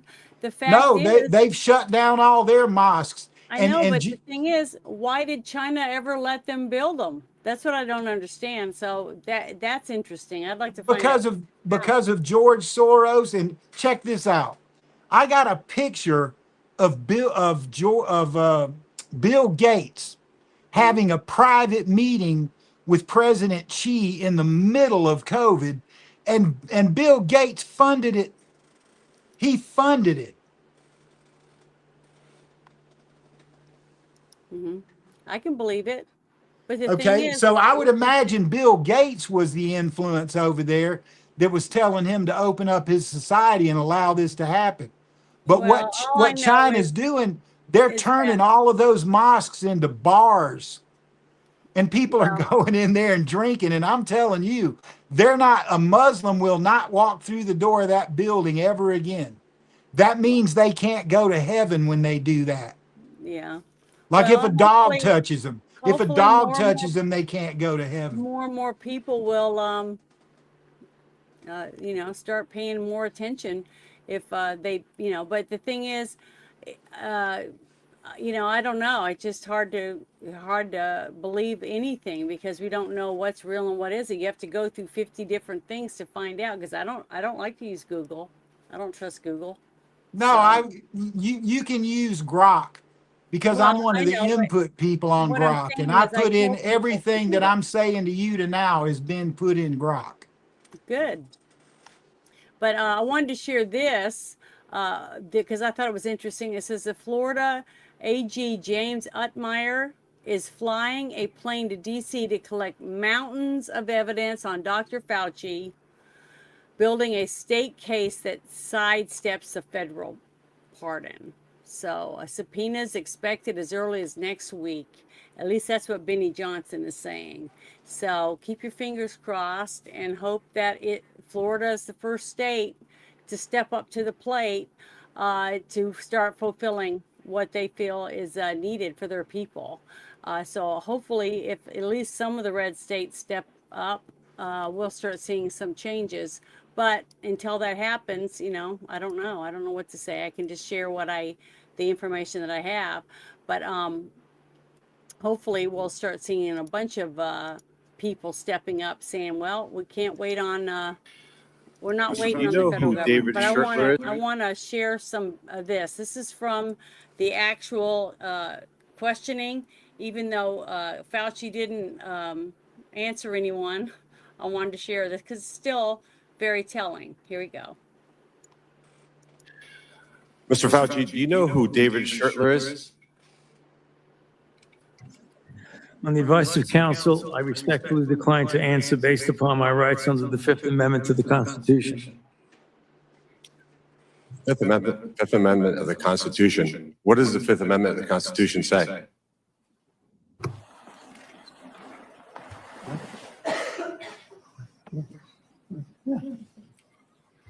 On the advice of counsel, I respectfully decline to answer based upon my rights under the Fifth Amendment of the Constitution. No, I'm just asking you what it says. On the advice of counsel, I respectfully decline to answer based upon my rights under the Fifth Amendment to the Constitution. I'm going to give the Constitution to my aide. He'll bring it over to you so you can have it for future reference. I think it's something that every American should know what the Constitution says. Do you know who wrote the Fifth Amendment? On the advice of counsel, I respectfully decline to answer based upon my rights under the Fifth Amendment of the Constitution. So you're invoking a right that you don't know who wrote it or what it says. Is that correct? On the advice of counsel, I respectfully decline to answer based upon my rights under the Fifth Amendment to the Constitution. Wow. All right, let me tell you who David Schertler is for the audience because he was ejected by the chairman. He's a high-profile criminal attorney. He's represented some really great people, like Senator Bob Menendez. Maybe that's somebody who my Democrat colleagues may remember took gold bars as bribes from the Egyptians. And there's an article here in the Washington Free Beacon that talks about why you would hire a guy like David Schertler. And the comment is, if you're in deep shit, that's who you call. Do you feel like you're in deep shit? On the advice of counsel, I respectfully decline to answer based upon my rights under the Fifth Amendment to the Constitution. Clearly, what you think today is that somehow you're above reproach. Somehow you feel like you don't need to be treated like a normal American. Can you do me a favor in the audience and stand up if during the time of the COVID pandemic, you were called a racist for calling the virus a Wuhan virus or the China virus. If you thought the 6-foot rule was total crap, if you thought the vaccine wasn't something that you should take, if you thought it was outrageous the way the mask policy was rolled out, if you were fired from your job for not taking that vaccine, including members of the military, if you thought closing schools was catastrophically stupid, and that you thought that during these times saying these things made you somehow a lesser human being. Dr. Fauci, can you just turn around and look at the people behind you? You're not willing to do that? That's not a question. It's not a question. To your lawyers, not a question. It's a request. All you have to do is look up from your lawyers and look at the people who were absolutely shamed for saying what we know now to be the truth. You can't even look at them? That's a question. Are you able to look at them? You can sit down in the audience.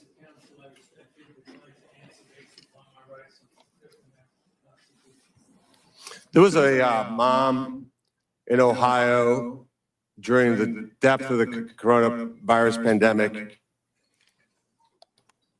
decided to go to her high school football game for her son.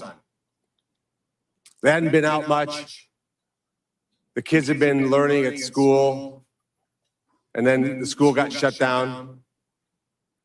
They hadn't really gotten much out of that education, as any parent knew that remote learning was no learning at all. But it was a Friday night. Her son wanted to go watch a buddy go play football. So they went to the stadium. They sat alone, far from everybody else, just a mom, a dad, a few kids. They didn't feel they needed to wear masks because it was stupid, because they were outside. They all live together. They're not near anybody. Dr. Fauci, do you know what happened to that mom and that family? That's a question. On the advice of counsel, I respectfully decline to answer based upon my rights under the Fifth Amendment to the Constitution. Yeah, he didn't answer any questions, but yeah, I wanted to share that simply for the fact that he wouldn't even acknowledge the people standing up. All you had to do was turn and look at him. That was it. And he wouldn't even do that because he's a piece of crap. He doesn't care about anybody but himself. Well, he didn't acknowledge he killed 1 million people. Think about those poor families. I know. Right? My dad was he was 2 different presidents' doctors. I've discussed some of the amazing things that he did in his life. Okay? I couldn't go see him. And we were in the middle of this investigation at the time, talking about classified shit. And I could not get in there and see him. I mean, you believe me, not one single person in this country was not affected by COVID or the vaccine personally in their life. And the people who think the vaccine saved them are just too stupid to realize they never needed it in the first place. And they're suffering from spike protein issues that they don't even know they have. Why? Because we want Fauci to tell the truth that they know, that I know every single bit of the truth about this entire thing. I don't want to. Okay, I didn't ask to be born, just like nobody else asked to be born. But my life led me down a path that all of these things, it's not speculation for me or confusion or any of that shit. I've seen the documents. I heard the conversations. I watched how the White House was run, not by a president. Look, think about this. The Democratic Socialist announced today that what they want to do is get rid of the president and have a panel to run the country. Well, shit, they already did it. They did it in Washington, D.C. when Joe Biden was up there stumbling around, shitting in his pants. Well, can I ask you a question? How many people right now, as of today, can go to their clinic and get their blood tested so they can see what their blood looks like under a microscope. Yeah, I doubt anybody. Okay. I mean, you could ask for a blood smear, but half of them don't know what they're looking for.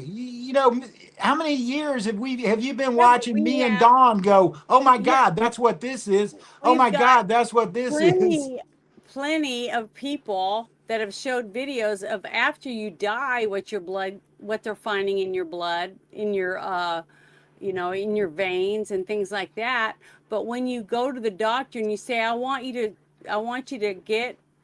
let's go to the lab in your doctor's office, and I want you to take some of my blood and I want you to look at it under a microscope while we're looking at it, why it's fresh right from me. I want you to just tell me what's in it. How come we're not having more and more laboratories coming out saying we're getting all these people and this is what's in their blood? We need to do something. It's an epidemic, but nobody's talking about it, hardly anyone. And the few that are, they're trying to get it out, but it's just now starting to happen. It's been all this time where we're just now starting to see that stuff, and everybody's demanding. See, this is what's hard. Everyone demands somebody to be arrested. Well, okay, let's say we arrest Hillary Clinton. We take her up there. What are we going to charge her with? Where's all the evidence to put Hillary Clinton behind bars? You have to have enough judges that aren't corrupt or paid for to be able to present the case and to keep her there and to have this stuff presented without it being thrown out. Okay, a lot of people don't understand. That's why Trump's trying to release all this, declassify all this stuff, because you have to have the evidence to take them to court. Okay, and look, I already said a few minutes ago that Florida is going right now, sending their AG to Washington, D.C. to collect all this stuff that Tulsi Gabbard has put out that's been declassified, so that they do have a reason to go back to their state and start prosecuting. And they said they're gonna have indictments by next week. That's what they're hoping. So we have to be patient and make sure we do it right, because if you don't have all the T's crossed and all the I's dotted and everything taken care of, guess what? It gets thrown out. And if you try someone and they get acquitted because of it, guess what? You can't try them again. That's the way our country is set up. So it's got to be done right. It's got to be done the right way, or people are not going to ever pay for it. I kind of hinted around about this before, but let me tell you this story. Mm-hmm. So my battle buddy in my thing that I do lives in Nashville. He's also, let me tell you this. When the Scud missiles were being fired by Saddam Hussein into Israel, the Patriot missiles that we had weren't doing the right thing. They weren't picking the Scuds up. So Ed and I, who had worked for a weapons company, we both programmed, and we were working on a thing, and he was doing all the radar and I was doing all the sonar programming for the devices on there. So we had known each other since the 90s. And I'm at a meeting. I worked at the drug court in Sumner County, and we were having a meeting with AA people about the drug court people we were sending there and how they're doing and all this. And I get a phone call from my buddy, and he says, hey man, look, his wife needed a ride to the doctor. So I wanted to run by my house before I went to go pick her up to take her to the doctor. And I walk in, and I was drinking those V8 fruit drinks. I was like, it's the only thing I drank, that and water. So I go in my house and I drink that, and I go pick his wife up, and we drive up to a town that's about 15 miles away. And she goes in the back for her doctor's appointment, and I fell out. I mean, fell out right in the waiting room. So the nurse goes and runs and gets the doctor, and he comes out and he's like, look, I'm in her appointment right now. Go to the hospital. So I go down to the VA, and my heart rate is like 3 or 4 beats a minute. I'm not breathing. They take my blood. This guy comes in, And I'm there like 14 hours until I stabilize. They got nothing they can give me, nothing they can do. You're either going to make it or not make it. So it came time for me to be released, and they said there'd be a vehicle out by your car. Follow him. So it's a Tennessee State Patrolman, and he drives right to where I live. He rolls his window down when I park. He said, "Don't leave your house." He said, "It's easier for us to keep eye on you if you don't move, and we don't want to be following you all over town, so just stay home." So the next day I get a call from my buddy, and he says, "Hey, come and get some sushi with me." I'm like, "It's kind of early." He goes, "Just come." So we go to our local sushi hangout. His wife is there. I'm there. He's there. And this guy that I've never met before comes in, and he introduces him to me. And he says that he's from the NSA. Now, this guy, we're sitting there eating sushi, just chatting it up. And this guy from the NSA tells me that they found and have arrested an MS-13 gang member who climbed up my balcony. And I used to leave my balcony door open because I had a cat. He comes in my house, fucks around for a couple of minutes, and then leaves. Right? So that was at the very beginning of me trying to come forward about everything I knew and going against Fauci. We were literally having arguments on the MedCram website about how to respond to this. And I was arguing with him about herd immunity. And I was saying this was caused by the government and no American should ever have to pay a penny to get out of it. And man, he was just saying the craziest shit in there. Dr. Roger Sawalt can attest to all of this, just like Dr. Campbell can attest to a lot of things that went on with the UK team that was working on all of this stuff. Because there were people all over the world. Japan was really fired up about coming up with solutions for all of this. So this was a global effort. And, you know, I got slammed with having to try to keep it all organized as far as the American counterintelligence went. And so that is one of the NSA things that I told you about that happened to me, besides the fact that they locked me in that VA hospital. And I found out from people in that VA who my dad, when he was over the, when right before he was the epidemiologist for the state of Tennessee, he was the chief of staff of that hospital. And several people came in there and they said, "Man, don't go to sleep in here." I'm like, "Man, just fucking tell me." And they're like, "They're bringing J6ers here, young, healthy J6ers, and they're leaving in their corpses before they leave." And right after that is when Wolfgang came in from CIA and walked in and said, "He's going with me. Fuck you. Why did you bring him here?" Right? So I drove home and I got a picture of blood all over my shit in my living room because for 3 days blood poured out of my nose like somebody had put drain cleaner in there, some shit. So when I say there was 2 assassination attempts on me, I'm not making that shit up. The NSA and the CIA both had to get involved in those cases. Yeah. Right? So that's what we were up against. You know, you might think Sleepy Joe Biden and all of this bullshit, what they did to President Trump, what they did to people like me and the poor bastards that didn't survive it. And we got a long list of them. They put a star up, doesn't even have your fucking name on it, on a wall at Langley. And they don't even acknowledge who the fuck you are.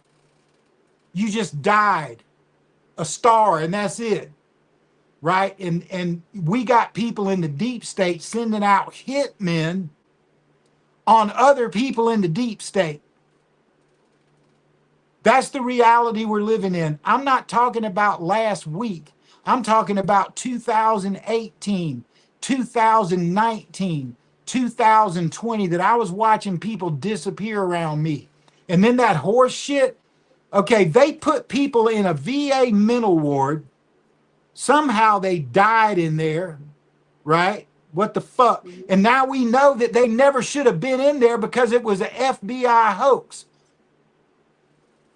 Put on by Chris Wray. I don't give a shit, man. The shit people talk about on social media makes me so fucking sick. I can't see straight.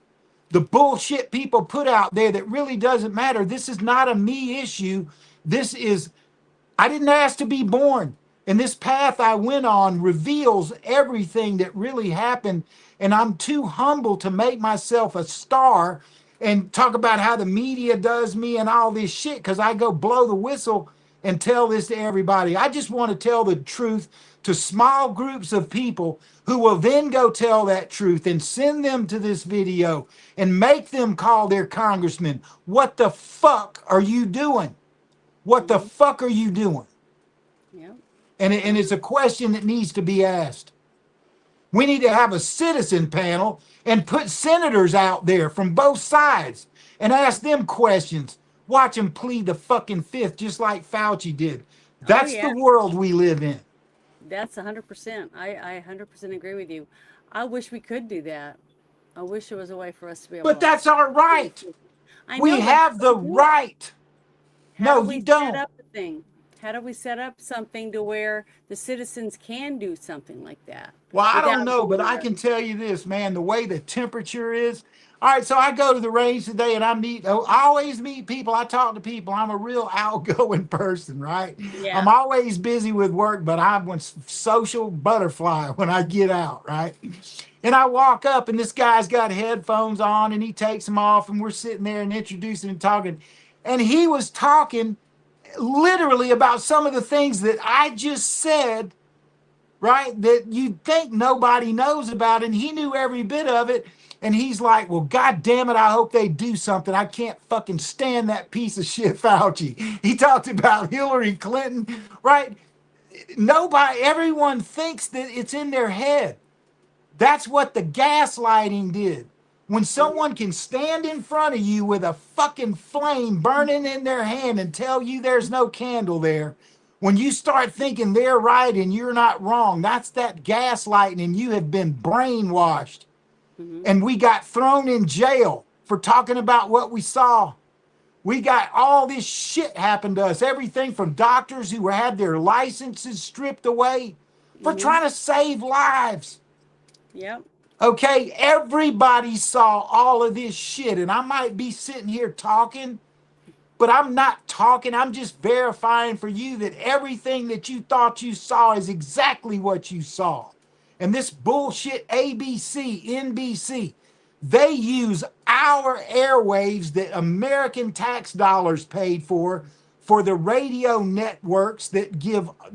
They don't pay one fucking penny, and the taxpayer paid for that. And what are they using it for? To brainwash the whole fucking society into walking in a door and letting them kill you. That's exactly what unfolded in Nazi Germany. Hey, we're having showers today. Where are they? Right here in this box car. And then open the door on the other side and fling the bodies out in pre-dug ditches. That's what the fucking people are fucking doing right now. The ones carrying the stupid Palestine flag, the ones who are swearing they're socialist and shit, you are buying into this goddamn shit like no other. And this is 1938 Germany. Yep. Everybody needs to get a fucking grip. Yep. I mean, it's scary, man. I just can't believe some people are so blind.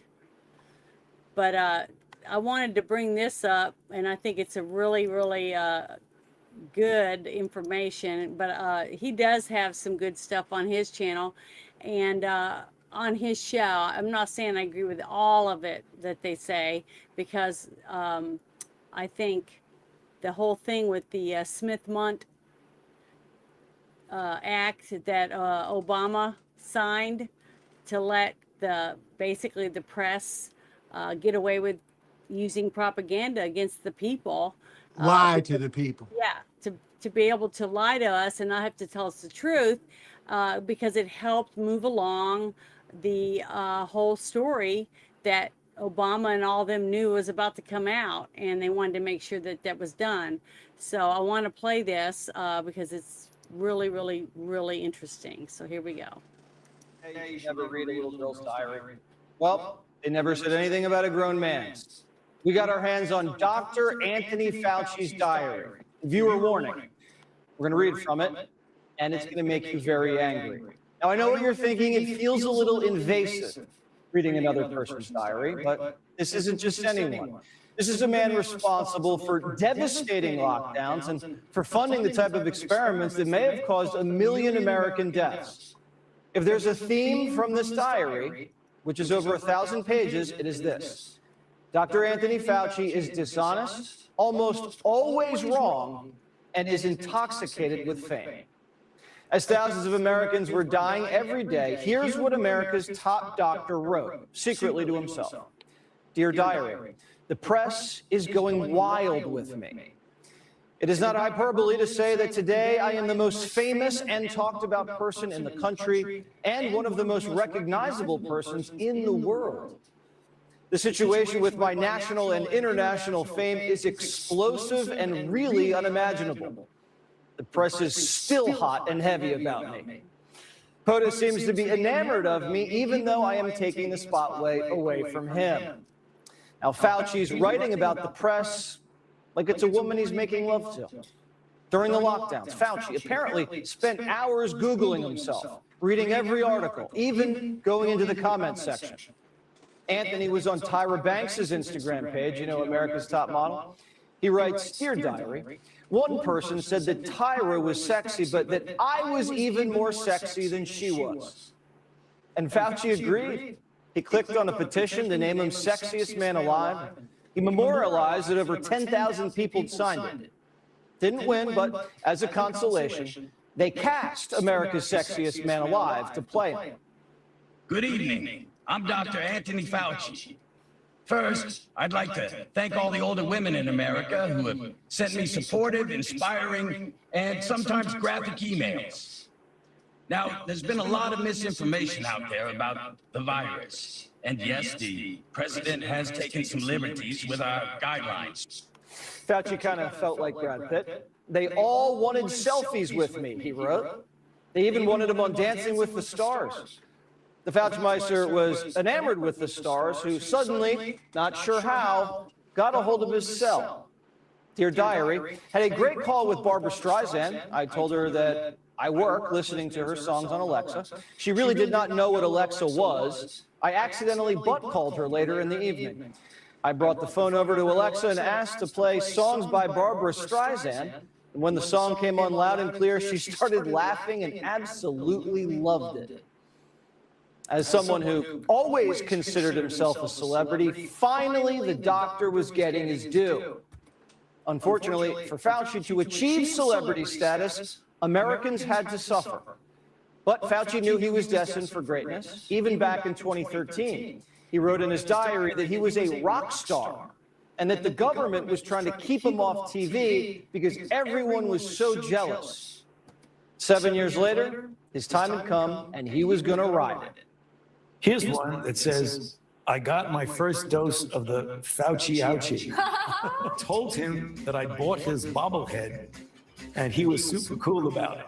I saw your bobblehead today. Did you like it? Yeah, it was amazing. It was great. PPL made fun of these Dr. Fauci prayer candles, but we got my dad one for his birthday in November. So he lit it every night, and everyone in my immediate family was fully vaccinated, so maybe there's something there. Was Dr. Fauci busy trying to slow the spread? Well, apparently he had plenty of time to write about it. I want to pause it for a second. That is kind of creepy. 'Cause if you go back and you look at like that, like he's reading these letters live on this girl's show. Is she vaccinated? How is she? Is she healthy? How is she doing?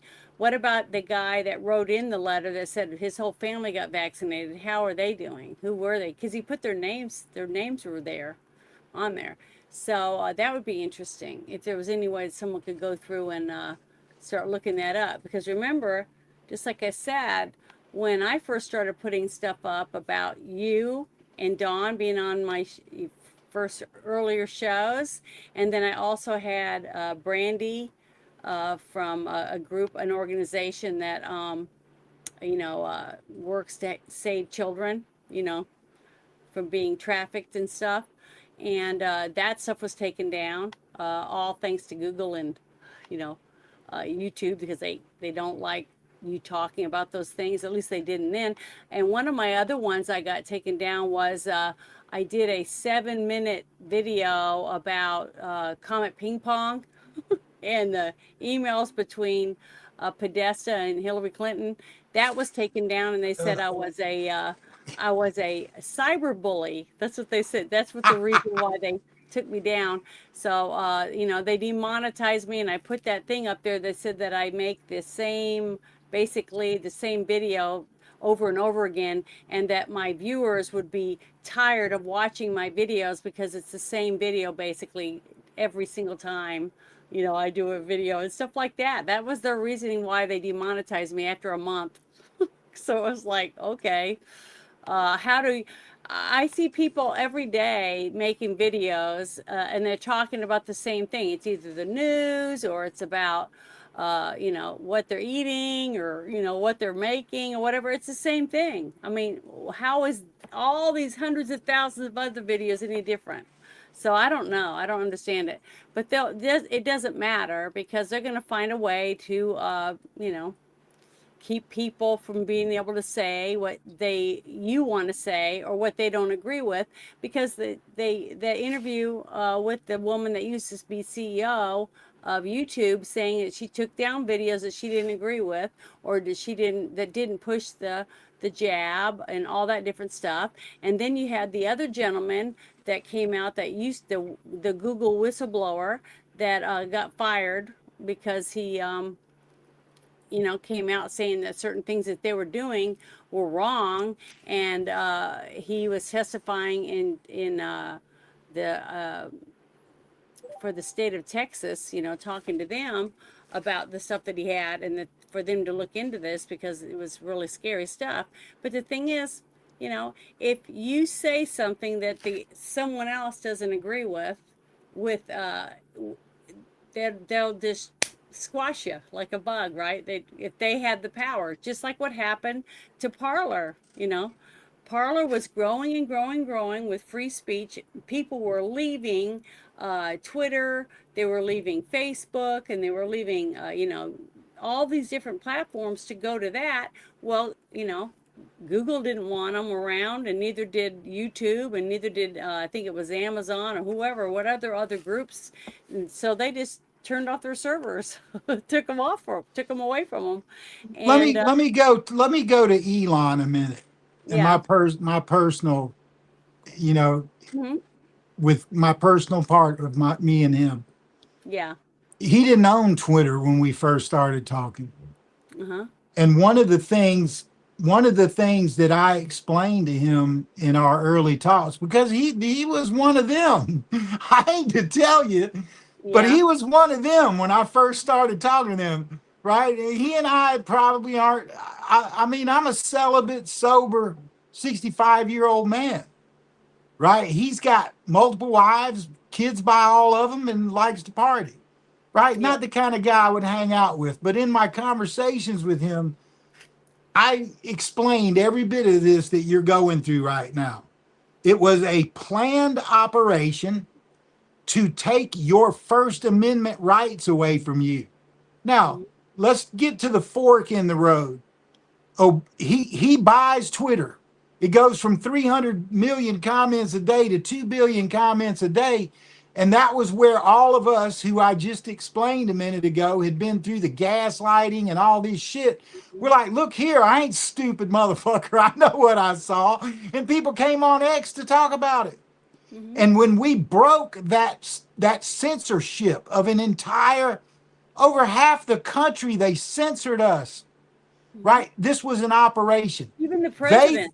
They thought they were going to do the same thing in 2024 that they got away with in 2020, but Trump got involved. He didn't even announce he was going to run until the last minute. And there were conversations between him and Elon, you know, and there was actually a point when he was talking about how much he hated Trump. I was like, look, I've known Trump since 1980. My grandmother cooked on his yacht one time. He went down to Savannah, Georgia. He calls up the the Chamber of Commerce says, who's the best cook in this town? Well, she was the culinary arts director at SCAD, and he suggested she do it. So we go, and at the end of it all, we get a ride in the yacht, you know. And a couple years later, him and Herschel Walker came and bought a business that I worked at. So I had these two exposures with him. Well, I mean, my grandmother said to me, he's the nicest man I ever met. I'm like, well, shit, that's, if my grandmother said that, that's good enough. Then I actually met him with Herschel Walker. I'm like, damn, this guy really is cool. So I'm following his career. I'm watching him donating money to the Clintons and supporting the Democrat Party and all this other kind of bullshit. I saw all of that. But what I also saw was when a kid needed a heart transplant and the heart's over in the Netherlands and the kid lives in Colorado, he sends his private plane free of cost and flies the heart to Colorado. Or the widow who the bank's trying to take her house away from her, and he just lays down the $2 or $3 million to the bank and says, best of luck to you.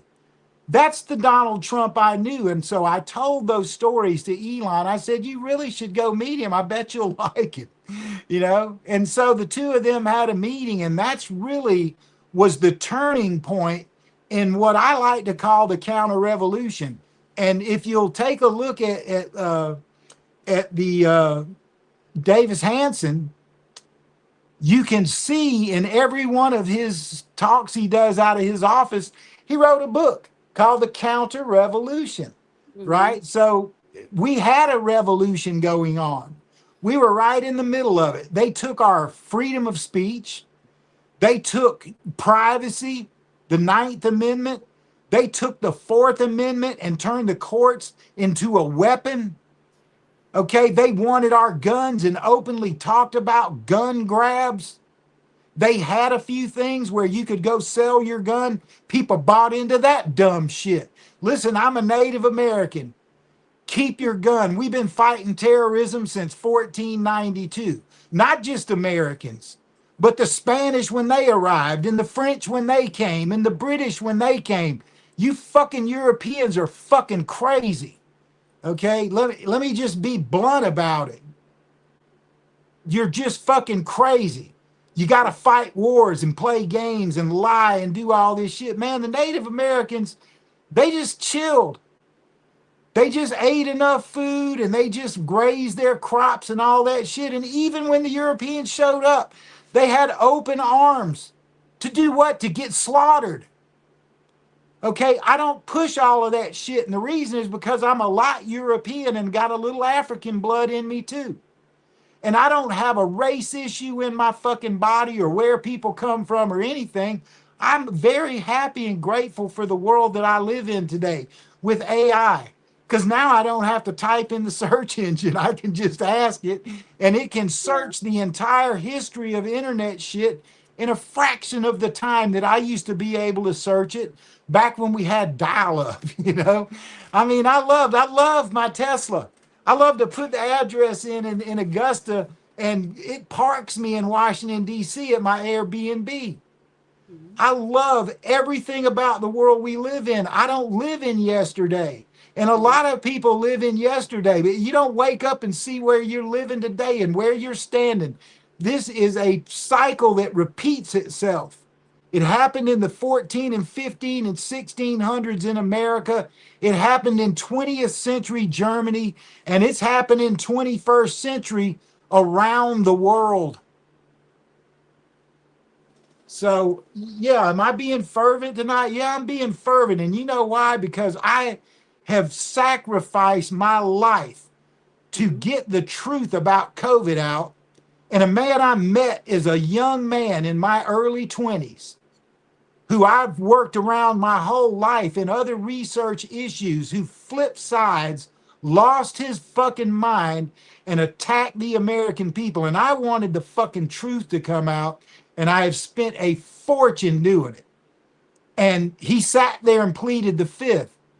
I mean, if they give me a vote to bring a military tribunal, I'll fucking vote yes, and I'll show up to testify. Because he needs to pay for what he did. But that's the only yesterday issue I'm worried about is an issue that was still part of my life yesterday. Once I see closure, I detach from shit like you would not believe, man. I detach. I'm like, yeah, whatever. Don't fuck with my peace. Right? I'm trying to build a better tomorrow today. I don't want to talk about how fucked up yesterday was. People that talk about how fucked up everything are bitches. Because if you don't have a solution, you should keep your fucking mouth shut. And that relates back to what I was saying about the whole shebang on social media, the conversation in X, the shit that producers decide to put on their news shows. And let me just go to this real quick, and I'll make it real quick. The reason that I wrote what I wrote to the PIAB today is because today there was a perfect example of how China is going through the same thing we're going through, with people inside his government basically ripping his government down. So Fox says China sent 400 missiles to Iran. I'm like, that's bullshit, right? Next thing they're saying, it's like China. I'm like, all right, motherfucker. The CCP funds a company in Hong Kong that makes these weapons, and a rumor came out that China was gonna, send these to Iran. And that's so the minister of the government yesterday, right? That's propaganda coming out of China about the missiles. Yesterday, the actual person in the government, the minister in the government, came out in China and said, we want shipping lanes open. We don't give a shit what it takes. So they're not about to give missiles to the country that's stopping the fucking thing from being open. That's fucking common sense. So I sent that to the president today, and then I explained further how it's happening in Russia, how you got Ukrainians behind the lines in Russia, Russians behind the lines in Ukraine. Okay, so who's funding this clusterfuck? You got the neocon globalists with tech money that want to remove all the borders and make it a fucking free-for-all, and for nobody to have a job, but we'll just send you some money. That's the most insane shit ever. Who wants a fucking life like that? Right? Nobody wants that life. But so I sent that to him. They thrive on the chaos. Well, Victor Davis Hanson, he went farther with that on the Daily Signal today, and he explained the politics behind it. And then what's the Nick Kidd guy that goes around and does videos? He did the most amazing video. It's out right now. Everybody should go watch it. It's on YouTube. He went up to NYU, where the center of communism in America has been since the mid-50s. And he's asking everybody there. Some people totally against all that shit. Some people totally for all that shit, the Marxism, communism shit. But these are people who have been living with it for decades, grew up in it. You still have conservatives that spoke. And then you had people trying to explain socialism and Marxism and Islam. And so the way that I explained it was, you've got two people that hate each other trying to upend the world, right? That's just going to be another war, a bigger war with more countries involved in it, right? Yeah. I explained all that to them and said, the three leaders need to get together, isolate the enemy as radicalism, clean up the radicalism in your own country, and then do whatever the fuck you want in your country. Is up to your people to vote. And the reason that I wrote that letter was because Fox News gave false information, right? So you asked about Fox News, and I'm not sure about them and all that shit. Well, there's a prime example, but that was a door that I decided to use that got put in my life by, the higher power. And I took advantage of it. And that's what I mean about look for these open doors and these open windows when you can stand up and make a difference and say, hey, you don't have my First Amendment anymore. Not only that, but you can't abuse me with the Fourth Amendment. You can't take my Ninth Amendment right. You're damn sure not going to take my gun, right? And that is the counter revolution, is literally us fighting to bring the Constitution back to life. And it's a damn fight. So, don't be afraid to fight. They ain't afraid to fight. I know all the old ladies and singing their dumb songs out of tune and the dumb shit they do. Just yesterday around the globe, there were fucking senseless murders of innocent people being done by one of these groups I'm talking about. It wasn't isolated to Chicago or San Francisco. It was in Paris. It was in Germany, in Munich. It's all over the fucking world. And if those three men don't get their shit together and start working on the enemy, we're in real trouble. Yeah, I 100% agree with you. And the thing is that that's one of the reasons why I feel like I do what I'm doing, is because there's so many people who don't know half this stuff because they don't watch the news. They hear something they don't like, they change the channel and watch reruns, because they don't want to know about all the bad stuff. They go, I work all day. When I come home, I don't want to listen to the bad stuff. I totally get that. I know, but I understand that. But the thing is, it only helps us in the long run when you, just like you said, when a person goes to vote, that they have some information to use to make sure they're making the right decisions when they do go to the voting booth. And the reason I believe that we're in this mess that we are today is too many people just go and they push D, or they Man, push. my dad and my brother used to fist fight. See? Right. So, And so I had a long day, lost an important soccer. I'm a kid, right? 18, 17, whatever, still high school years. And my brother had already left and had a young child, and the two of them get into it. And I'm sitting here trying to eat, right? And I stood up from the table and I walked over where they were, and they were like two wrestlers in a WWE match.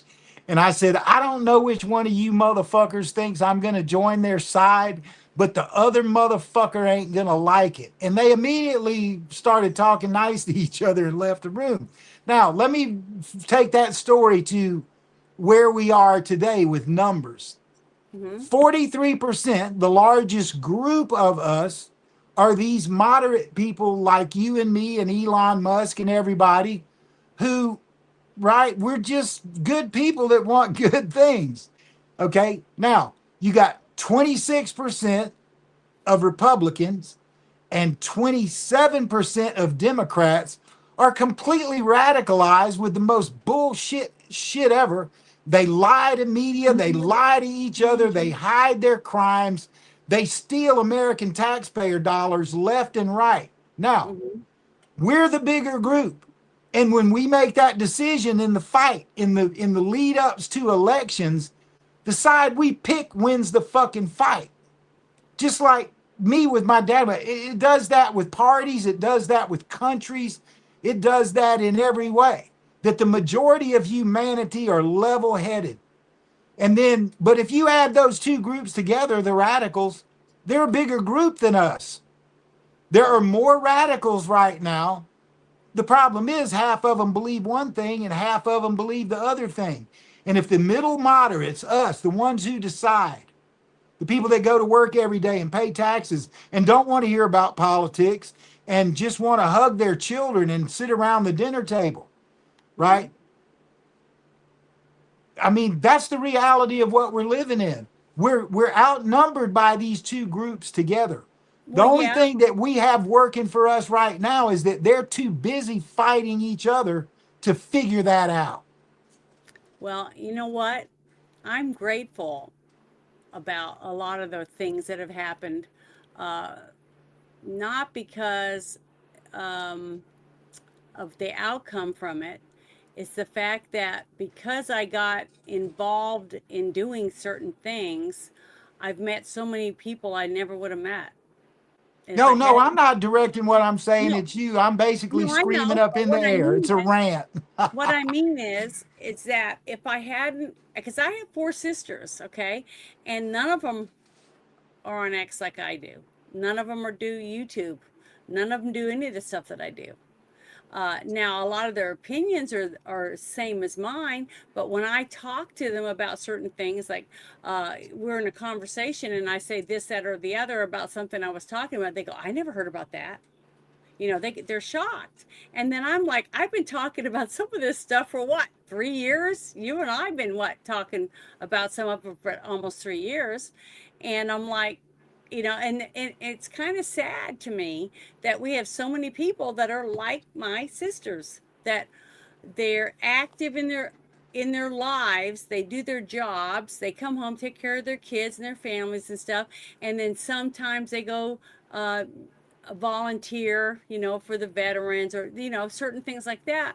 But when it comes time to go vote, they really don't, they just vote for a letter. They're not voting for what they're doing. See what I mean? That's what I'm talking about. And you have so many Democrats that vote Democrat just because their parents were Democrats or their grandparents were Democrats. I tell people, vote for what you want your community to be like.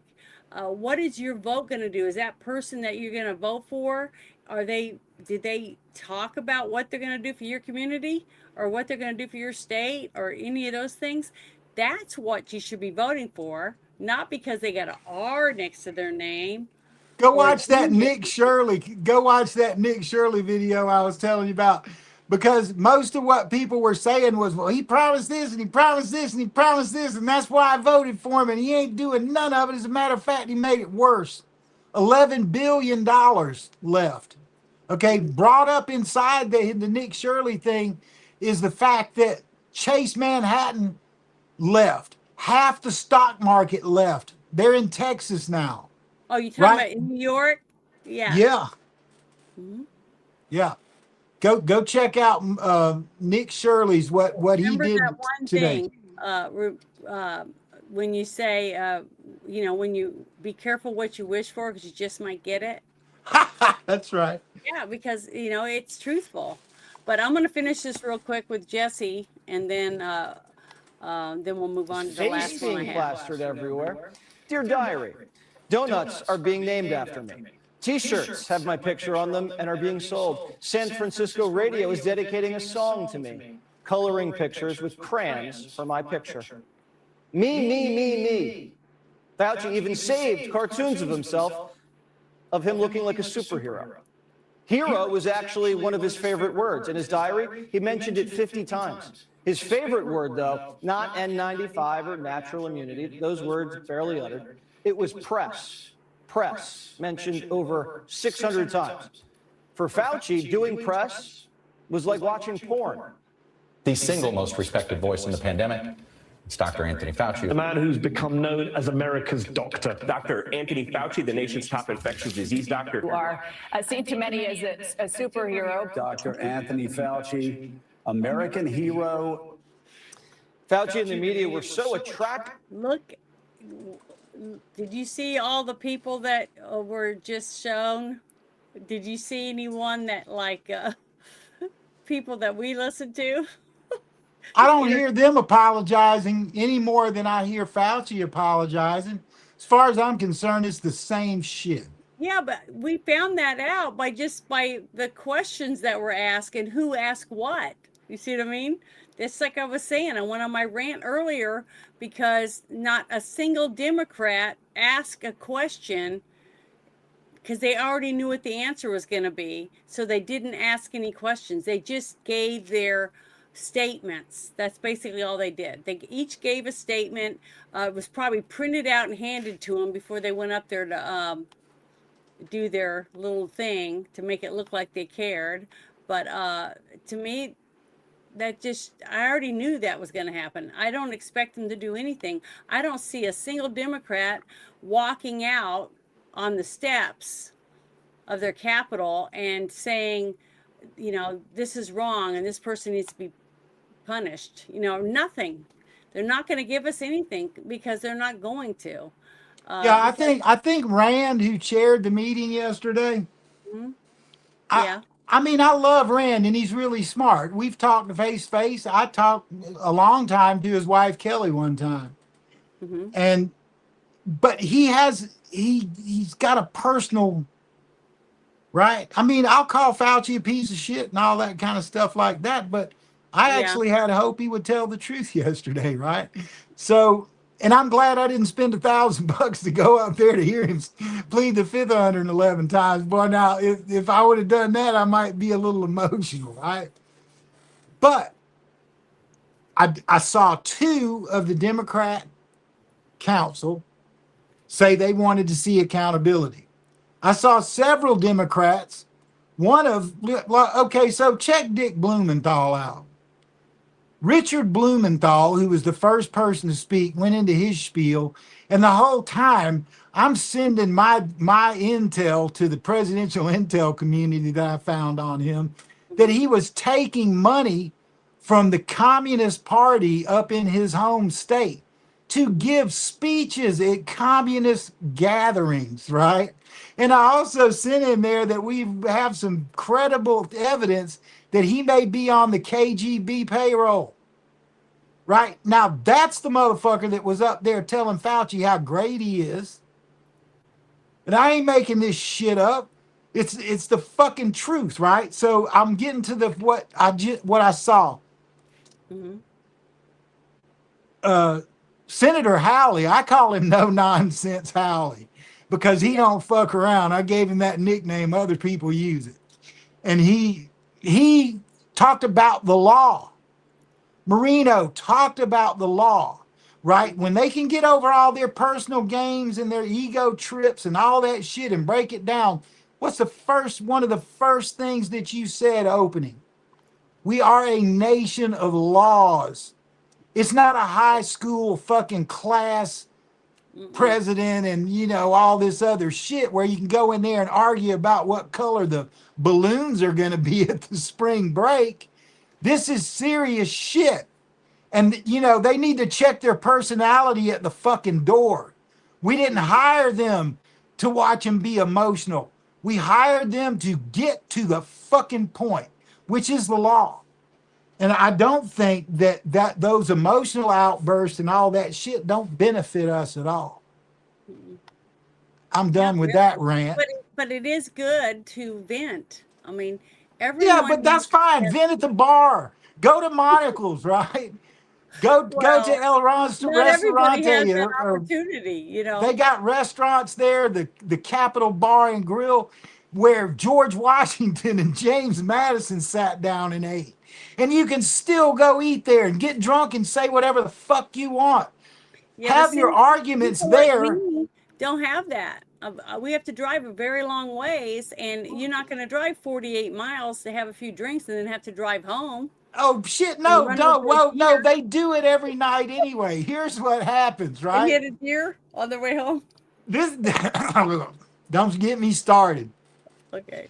He fucking they get in front of the TV cameras and they say all the shit they should say at the bar. And then they go to the bar and sit at the same table and have drinks and decide how they're going to fuck us next. I swear to God, and I've been in a shitload of those, right?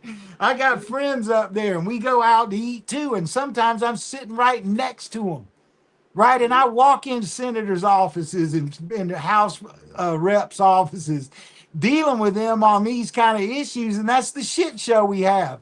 Their little pit-pat ego trip bullshit goes on in front of the camera inside our house, not their house.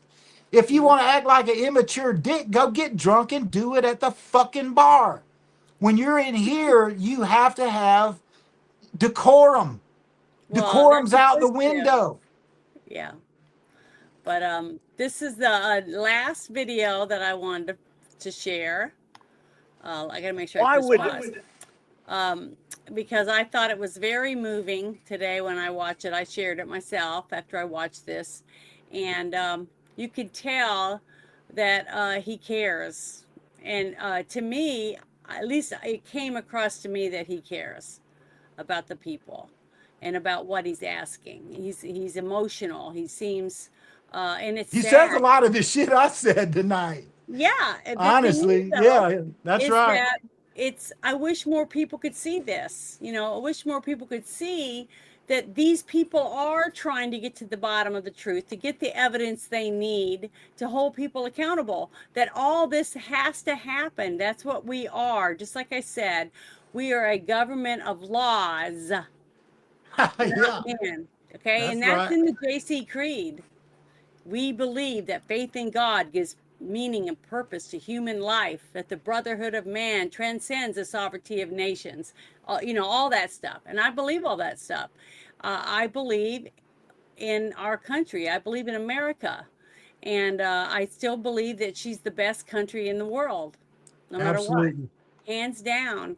And we're the youngest. And everyone looks up to us. They're afraid of us when we threaten action. And people want to come here to get free stuff or to change their lives, depending on who taught them about our country. If they're taught that you come here and you fight for what you want and you get to keep it and be an American and live as an American, or you're taught, go there, take what you can, and we're going to take over that country. Two different points of view are walking over our borders. And I don't want the one that wants to take over our country. I want the one that's going to come here and assimilate with the rest of us hardworking Americans that say their Pledge of Allegiance. That's what I want. And I don't think that's crazy. Okay? I don't think that's crazy. I'm a military brat and I believe in freedom. But I want to play this because I think it's very informative, and I wish more people had paid more attention to how our government works. Here we go. Why would I be criticized by a bureaucrat for doing my very best as a healthcare? This is a rhetorical question. But why? Why would the government, who's never treated a patient for COVID, you can read all the things you want, but you're not there. You're not seeing patients. You're not watching people die, intubating patients right there with that disease in your face, watching it happen, watching the development of this disease and actually learning from it. But I'm being told by bureaucrats what's right and wrong. And what's funny is everything I was censored on, I was proven to be right. Pretty crazy, isn't it? You said in an interview that you gave as part of an audiobook written by Michael Spector that you believed an institutional should make it hard for people to live their lives so they feel pressured to get vaccinated. Could we run the audio clip on that, please? You think can be done about it? I have to say that I don't see a big solution other than some sort of mandatory vaccination. I know federal officials don't like to use that term. Once people feel empowered and protected legally, you are going to have schools, universities, and colleges are going to say, you want to come to this college, buddy? You're going to get vaccinated. Lady, you're going to get vaccinated. Yeah. Big corporations like Amazon and Facebook and all of those others are going to say, you want to work for us, you get vaccinated. And it's been proven that when you make it difficult for people in their lives, they lose their ideological bullshit. And I'm positive for a second. I think it was last week and 3 or 4 times before that I played a leaked video of the CEO, the owner of Facebook, telling his own people, don't get the shot. We don't know what it will do to your DNA. Okay? And here's Fauci talking about, all of these companies forcing the people with threats of losing their job if they don't get jabbed up. It's disgusting. It just repulses me. And when I saw that dweeby piece of shit sitting at the speech that Trump was giving, and all his kids were sitting there and stuff, just made me want to throw up. Well, Zuckerberg, check this out. Now, his wife was on contract with Department of Energy. She's Chinese, by the way. Yes. But she was attached to the part of the Department of Energy that was involved in the vaccine development, research. They were getting grants and everything. Now, I'm not going to say that his wife went to him and said, dude, whatever you do, don't let your employees take this shit. That's an assumption.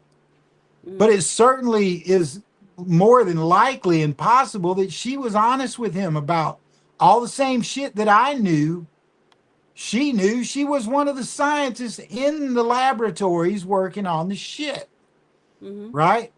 So the FBI comes to him and they're using him, and he goes ahead and censors us from telling the truth. He was willing to save his company, but he threw away the lives of millions of Americans at the exact same time. That's all I got to say about that. Yeah, yeah, that's what I'm saying, is that that's the people that I want to see punished. The people that knew, don't do it, or knew enough information to make an informative decision for themselves, but they wouldn't let you or me say the same thing he's telling his own people at the top of his corporation, or we got taken down. I've had it happen Or like going and getting many your hair times. done at your salon, or having Thanksgiving dinner, or the fact we couldn't go worship God. Okay, you can go to the that strip didn't bar. have anything to do with Yeah, but distancing. you can go to the strip bar. Yeah, these people went outside, right? Measured and put marks down so they'd be 6 feet apart, and they were worshiping in the lawns of their church, and the entire congregation was arrested. If you think that had something to do with COVID and not suppression of Christianity and our rights, then you missed the point. Yeah, it had a combination of all of those things in it, depending on who was waving their hand on what they wanted done at that moment. But I'm going to go ahead and finish this real quick. And they get vaccinated. Thank you. Are all objections to COVID vaccinations ideological bullshit, Dr. Fauci? No, they're not, and Thank that's you. not what I was referring to. Well, in reference to making it hard for people to get education, traveling, working, I'd say it very much was in context. And I take great offense to this. Miss Allison Williams testified before this committee about losing her job because she sought an exemption for ESPN's vaccine mandate, which came from recommendations from bureaucrats like yourself. She and her husband were actively working with a fertility expert, a physician, on how to get pregnant, and agreed with the premise that she was young, healthy, wanted to get pregnant, and shouldn't get the vaccination for medical purposes. But she was fired because you made it hard, just like you said in your statement, because you didn't want to make sure that the ideological bullshit got in the way of her working, of living her life, of making a medical decision with her healthcare professional. I think America should take great offense to this. That's exactly what you meant when you said making it hard for people to live without getting a vaccination. You affected people's ability to work, travel, be educated, to actually flourish in American society, to self-determine, as we're all given. I want to stop for a second, because in the position I was in New Orleans, okay, I could do stand-in work. You could do all the different kinds of stuff on different productions for TV or movies, music videos, commercials, things like that. But when this person started forcing the mandate stuff, I was told you have to have this card to be able to apply to work and do these things. And I was like, okay, what do you have to do to get this card? Well, you have to get the jab. Well, what if you don't want to get the jab?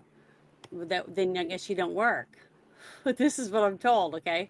So the hypocrites behind some of this stuff, and this isn't in California, this is in Louisiana, and a lot of people coming from California to do these different jobs in commercials and music videos and TV series and movies. And they're coming, and they're all masked up and wearing gloves, and they're all freaking out thinking everybody's dying from the COVID or whatever. And then you find out when you're sitting around, there's a place that we call the holding tent. That's where you usually sit when you're in holding, waiting for your turn to go out there to do your thing or whatever. It's to keep everybody where they're supposed to be, and you're supposed to be reading your script or whatever it is, right? Well, I hear them talking about their cards, that they got this card so they could do this job and that job or whatever. And a lot of them were talking about how they paid doctors to give them a card. They didn't get the shot because they didn't trust the science behind it, but they wanted to work. So they're willing to let you get the shot and make you get the shot so you could work, but they're willing to have a card when they didn't get a shot. See, that's the sad, pathetic point of view that I have of the whole thing, is because I got to see a lot of fake people, that were happy to watch you get a shot for the same job that you're getting by cheating. It's pathetic and disgusting. So guess what? I didn't get the shot and I didn't get the card because I was offered you pay this many hundreds of dollars and you can get this card and you can have all the jobs you want. And I'm like, I'm not going to do it at the expense of other people who can't get this card. I'm going to grab a word you just said, happy. And everyone who's listening here is a very intelligent person. I'm sure of that if they've stuck around. Let's go back to the early Obama years when people were wiping their ass with the American flag, and they decided that we didn't want under God and with liberty and justice for all to be said every day by children in school. Those children are now the young adults being paid by George Soros as anarchists against our great nation. Now, I want to go to what he has summed up perfectly here, and I wish, it would have been great if he would have said this in this hearing. What Tony Fauci did and what was meant to be done way back in the beginning with the changes that I just mentioned that happened in the early Obama years. He took away from the American people life. He took away from the American people liberty, and he took away from people the right to pursue happiness. He basically wiped our Declaration of Independence off the map. And he just summed it up right here. My patient doesn't have the right to live. I can't make a decision with my patient in this room. Right? If a woman has a medical issue and she needs an abortion, she and her doctor should talk about that in a room. And if she needs it, he needs to be able to give it to her. Or otherwise, he's stealing her right to life, liberty, and the pursuit of happiness. If you've got a child that shows up on a scan with oogenesis of the corpus callosum, which is something that happens sometimes, okay? The corpus callosum is that thing in your brain that tells your shit to go left or right. Right? Here it comes. The left side goes to the right side. The shit switches in your brain. Can you imagine what living without one of those fucking things does to you, man? So there are these kind of like tetralogy of Fallot issues in the heart and other significant birth defects where it's just gone wrong, right? And they have a solution. But people talking about abortion in the streets make me sick. They're throwing their own HIPAA rights in the trash. If they've been a person who went through that medical procedure. I got no other opinion on abortion beside that because I can't get pregnant. Now, if I happen to be with someone and they get pregnant and they want to go get an abortion, then I do have a say. But that's another private conversation between two people who made one decision that's now led to another one. Right? So there's no black and white.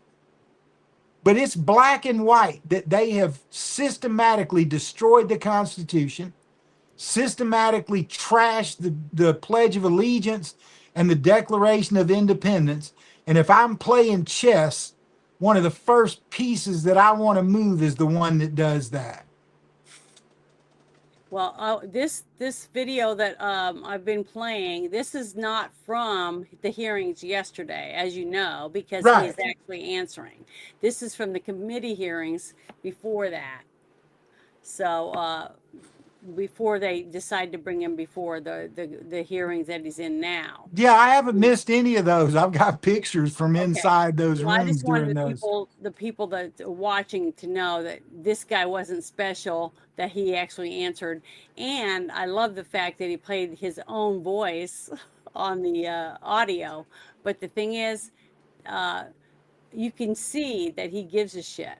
And when I hear people say none of them give a fuck, none of them give a crap. They could care less about us. Blah blah blah. There are people there that really do care, and they're fighting for us. And when you say shit like that, and it gets passed on and passed on, like Tulsi Gabbard, I played earlier, I honestly believe that she gives a shit. That's why she did what she did, and she hated to step down, but she had a husband that's ill, and she loves her husband. Just because you're doing this job does not mean you don't have a family that you love and you want to spend time with, and that they need you to be there for them too. Okay, these I love people. Tulsi. She was a military pilot of fighter jets, Mhm. and she was a Democrat who became a Republican.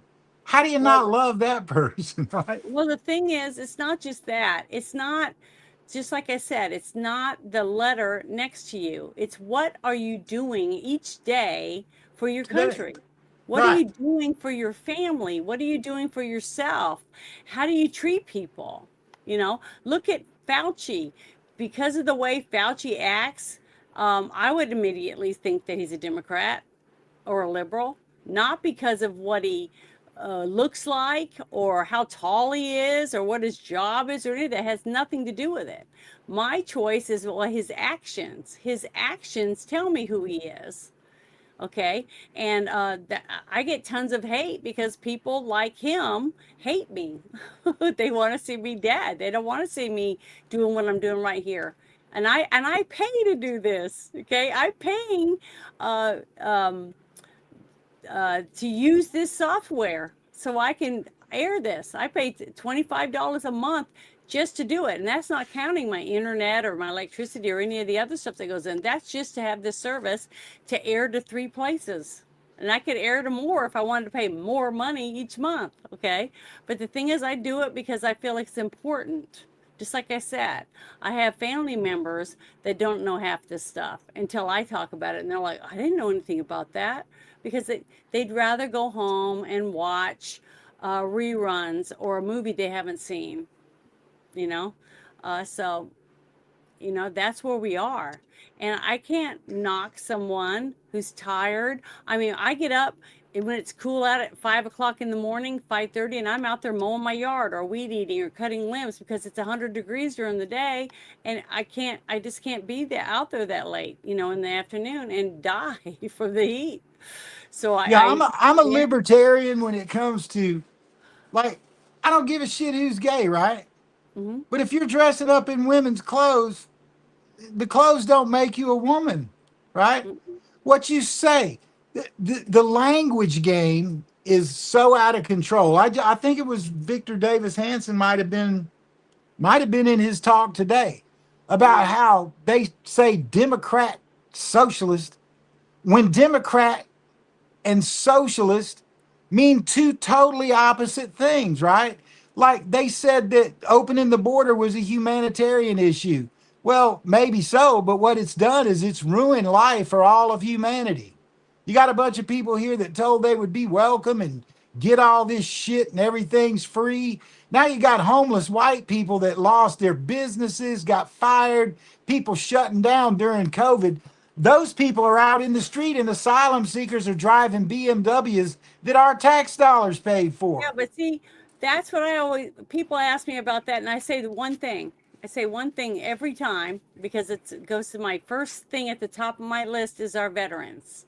And if any money, if somebody wants to write a great big old check and send it to Africa or India or Ukraine or anywhere else, I'll say this. if we have any homeless veterans or veterans that can't get medical care, can't get glasses, or go to the dentist, then no, not one freaking penny should leave our country and pay for any of that shit unless we are taking care of the people that have already sacrificed for our country, period. Then we can start talking about what we're going to do for these other people. But Well, the thing yeah, is, I was bullshit. I was backing up what you said, what you stated. Let me Yeah. put it that way. What you stated was, it doesn't matter what the fuck you say, it's what you do. That's right. And the word and going back to how Congress does with their little bitty fights on the cameras in Congress, and then going out and playing golf together and all that other shit and buddying it up, right? That it's just another form of right. I mean, our Congress has a responsibility to do what they asked Tony Fauci to do, and you know what that is? Come clean. Stop pleading the fifth. Tell the truth. You work for us. Tell the fucking truth and let's move on. Because all the shit you say doesn't define you. We're watching your actions. You don't want to secure the American vote. 80% of Americans across ideological lines have demanded that they secure our vote, and our government won't do it. That's the point right where people start killing each other. And to me, that just tells me one thing.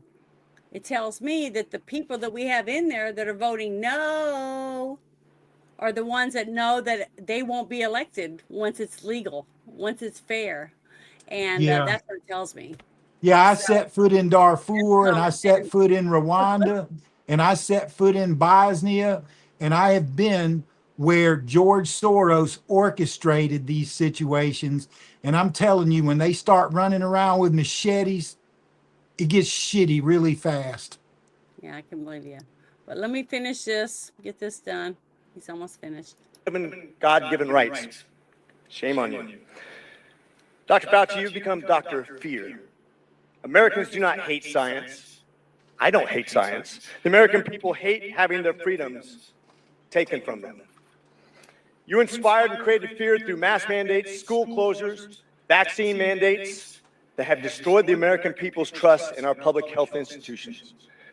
This fear you created will continue to have ripple effects over generations to come. You have already seen its effects in education, in the economy, and everything else. Quite frankly, you said, if you disagree with me, you disagree with science. Dr. Fauci, I disagree with you because I disagree with fear. And with that, I yield. What a piece of shit. And I can say that and not have any doubt about it, because he is. And I cannot wait to see when all this comes out, how anyone would want to be his lawyer for attorney while he's That's probably why his lawyer was talking shit. He's like, I can get kicked out of here? Hell yeah, all I gotta do is talk. And he just started talking. He's like, yeah, please don't throw me in the briar patch. Yeah, but the thing is, it's sad. It's really sad where we are. And I thank God every day for putting me in the situations that he has for me to make the decisions that I've made, because I feel like I don't know, I'm just thankful that I'm healthy. Other things aren't as great as I wish they were, but that my health, I have my health. So even if I have none of these other things, I lose all this stuff, I can still go to work or do whatever and be able to, start over again, if I can, because I have a life, and I'm healthy and I can take care of myself. But a lot of people don't have that, I'm a professing Christian, not ashamed of that at all. But I went through a journey in my life where, I went to small Christian schools mostly. And I would go around and tell people that they needed to believe what I believe. I basically wasn't really any different than a Muslim. But the way that my journey took me, I started studying some other religions from other, cultures who were based more on humanistic relations, and there are lessons from Taoism that I think are absolutely incredibly good. I think that Buddhism has some really good knowledge in it, and I think that even in the Hindu and Islamic relations and all, and so now a lot of those pieces of wisdom cross all of those different cultural lines, just like every one of them has a flood story. So I don't mind telling people my own personal beliefs, but I'll listen to anybody's personal beliefs. That is what America was built on, and that's why our door was open to Islam. And for them to come here and attack other religions, that goes beyond not acclimating, but that goes to military activity, right? And it's the stripping of another one of our fundamental rights as American, just within the Bill of Rights. So, yeah, I'm a Christian. I don't beat anybody down about it. As a matter of fact, when I talk to people, I tell them I'm not religious. I'm a spiritual being navigating a physical world. And I'm not saying that in the terms that I'm different than anyone. I'm saying that in the terms that we all are. We got to get along with Mother Earth. You can't go dance at a volcano. You can't go stand like you're going to stop a tsunami. You're not going to walk through the woods and win an argument with a bear, right? Those are the parts of the world that we have to live in, that some wisdom, very few, as much is said in the Bible that we use about those kind of issues. But we can simplify most of it. Like if they threw out every law and they threw out every decision Congress ever made, and we really did have the utopia that people dream of, then there would only be 10 rules to follow. And that's basically the 10 commandments. How do y'all get along with God? How do y'all get along with each other? And how do you get along with yourself? And then the last thing Jesus said when he was ascended was basically what they call the 11th commandment, which is love your brother as you love yourself. Now, the problem with that is historically, societies go through places until they literally become an abomination to God because they don't choose to go by any of those rules. They're murdering children in school. They're running over Christmas parades. They're doing all this shit. Well, historically, you're not going to stop that cycle from occurring. And that's why this utopia that they're offering people is completely out. Now, let's say 8.4 billion people in the world decide that they want to do what I just said. You just made governments obsolete. You don't need police. You don't need social welfare. You don't need any of that shit because the people are doing it just because they treat other people they want to be treated. And who the fuck doesn't know the golden rule, right? Do you think any of the videos we watched tonight that people in there, Tulsi Gabbard, I guarantee you Josh Hawley does. I can name people all over Washington that I know have a fundamental belief in a human existence like I do. And every one of them follows those 10 rules and that 11th rule, and they also follow the golden rule. 100% agree with you. But I just want to say thank you to everyone who hung out with us tonight for over almost 3 hours. That's a long one. I was just looking at that. I'm like, man, I can't talk this much. I don't ever talk all week long, and I come here and just can't shut my mouth. Well, it's because it's something that means something to you. Just like I said, it's good to rant when it's about something that you feel is important that needs to be shared. And there's nothing wrong with that. Because if they don't want to hear, they just have to change the channel. You know what I mean? That's the good thing about it. But I just want to say thank you so much for you joining me again tonight. And hopefully this is going to lead somewhere. I think it's going to lead somewhere good. I think we're going to start seeing good things happening. It's just that we have to be patient. How many years did it take us to get where we are today? You see what I mean? So we have to be able to give Trump and his administration the time that they deserve, which is 4 years, right? Trump Well, barely got his 4 years the first time because they had this planned, what we're going through right now, the cheating and then COVID. And I mean, we this know is already that it was all planned beforehand. So this is one of the things about technology I love. We've never met in person. I don't know that people don't know this. I've traveled all over this country and driven right by where you live, right? You're in the middle of the woods in Arkansas, and here I am in a little cottage in a quiet city surrounded by oak trees. And you sacrificed some of your basically you lost monetization over being willing to stand up next to me well, and have they these. won't So say what that. you've done to help me get my message Yeah, out is but priceless.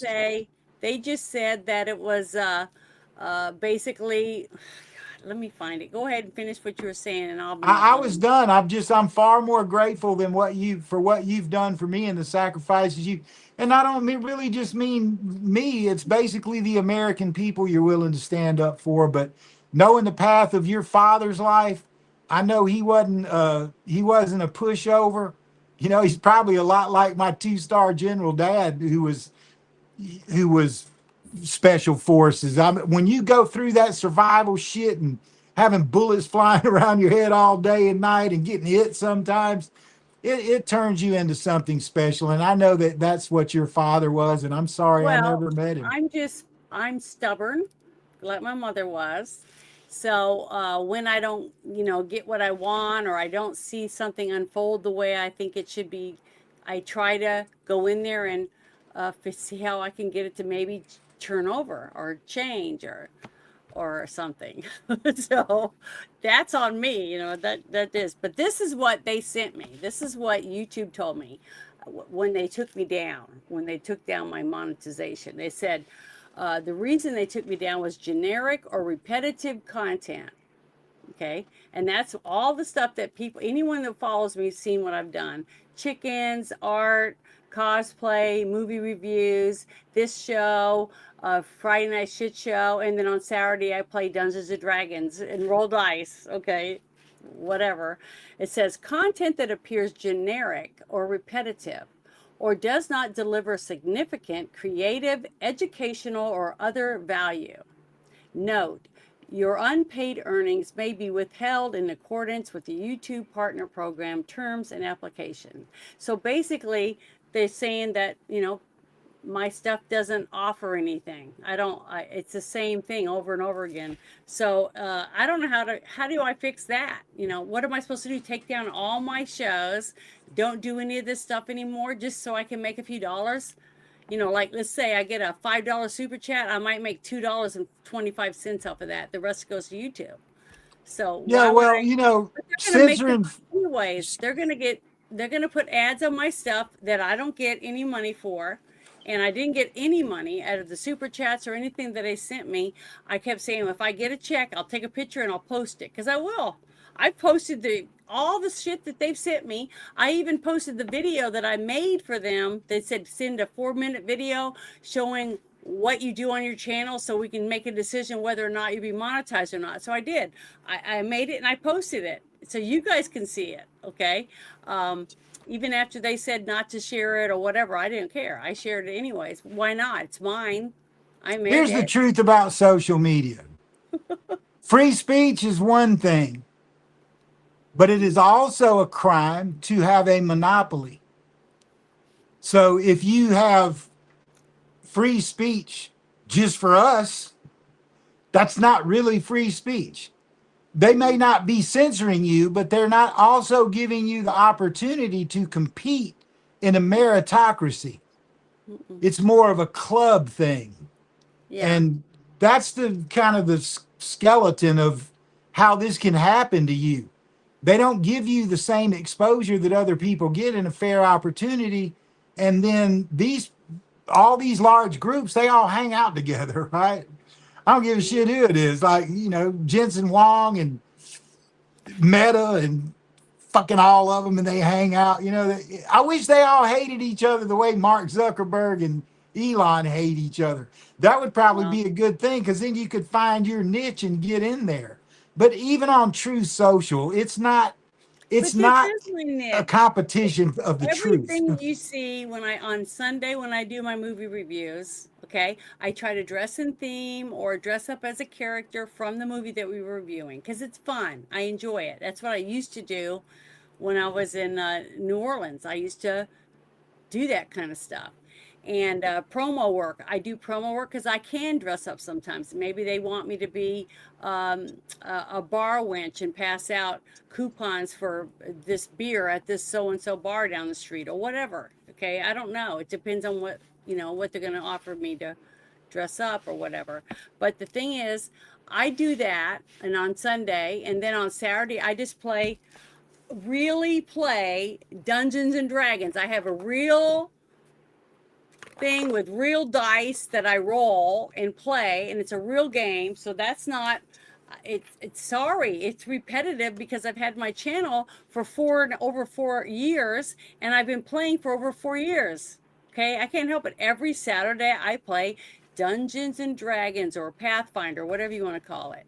And then on Friday night, I started the Friday Night Shit Show, where I just sit around with other people and we talk about the stupid shit that's going on in our world and how it affects us. Sorry if that's repetitive. Thursday night I do shows like this. Wednesday night I would do a replay Wednesday. It's a show like I've been on Bruce's channel for over 5.5 years. Okay, so before I ever aired or did anything on my show, I did shows with him over there. Well, I'm airing it on my channel. I have the right to do that. I'm in it. Okay, but it's not on my channel because I didn't have it. Or I was taken down because I played a video that they didn't like. So I got taken down. So then I didn't get to air anything. So then I take the recording and I play it on my channel, and I answer questions and I put trivia and stuff out. I'm allowed to do that. It's my content. Then on Monday night, I don't do it on my channel, but I play another game on another friend's channel, and I play characters on his game that he's writing. And it's like Dungeons and Dragons, Pathfinder, same thing. And then that's what I'm doing. And then I put shorts on. I have videos of me with my chickens. I have videos of me building Legos. I have me using plastic bags to crochet. I just do tons of stuff. And if they think that's not informative and that's repetitive, then I guess it is. But that means there's nothing I can do. That means I just have to shut my channel down because my stuff is crap. It's not you. It's not you. It's them. Okay. They build the algorithm. They know how the algorithm works. Other people that turn on their channel, they don't even do this. This is what they do. They're a avatar the whole time, and they talk about gaming or comic books or movies or whatever else. And why is that more entertaining than the stuff that I'm offering? Well, how is that not competitive?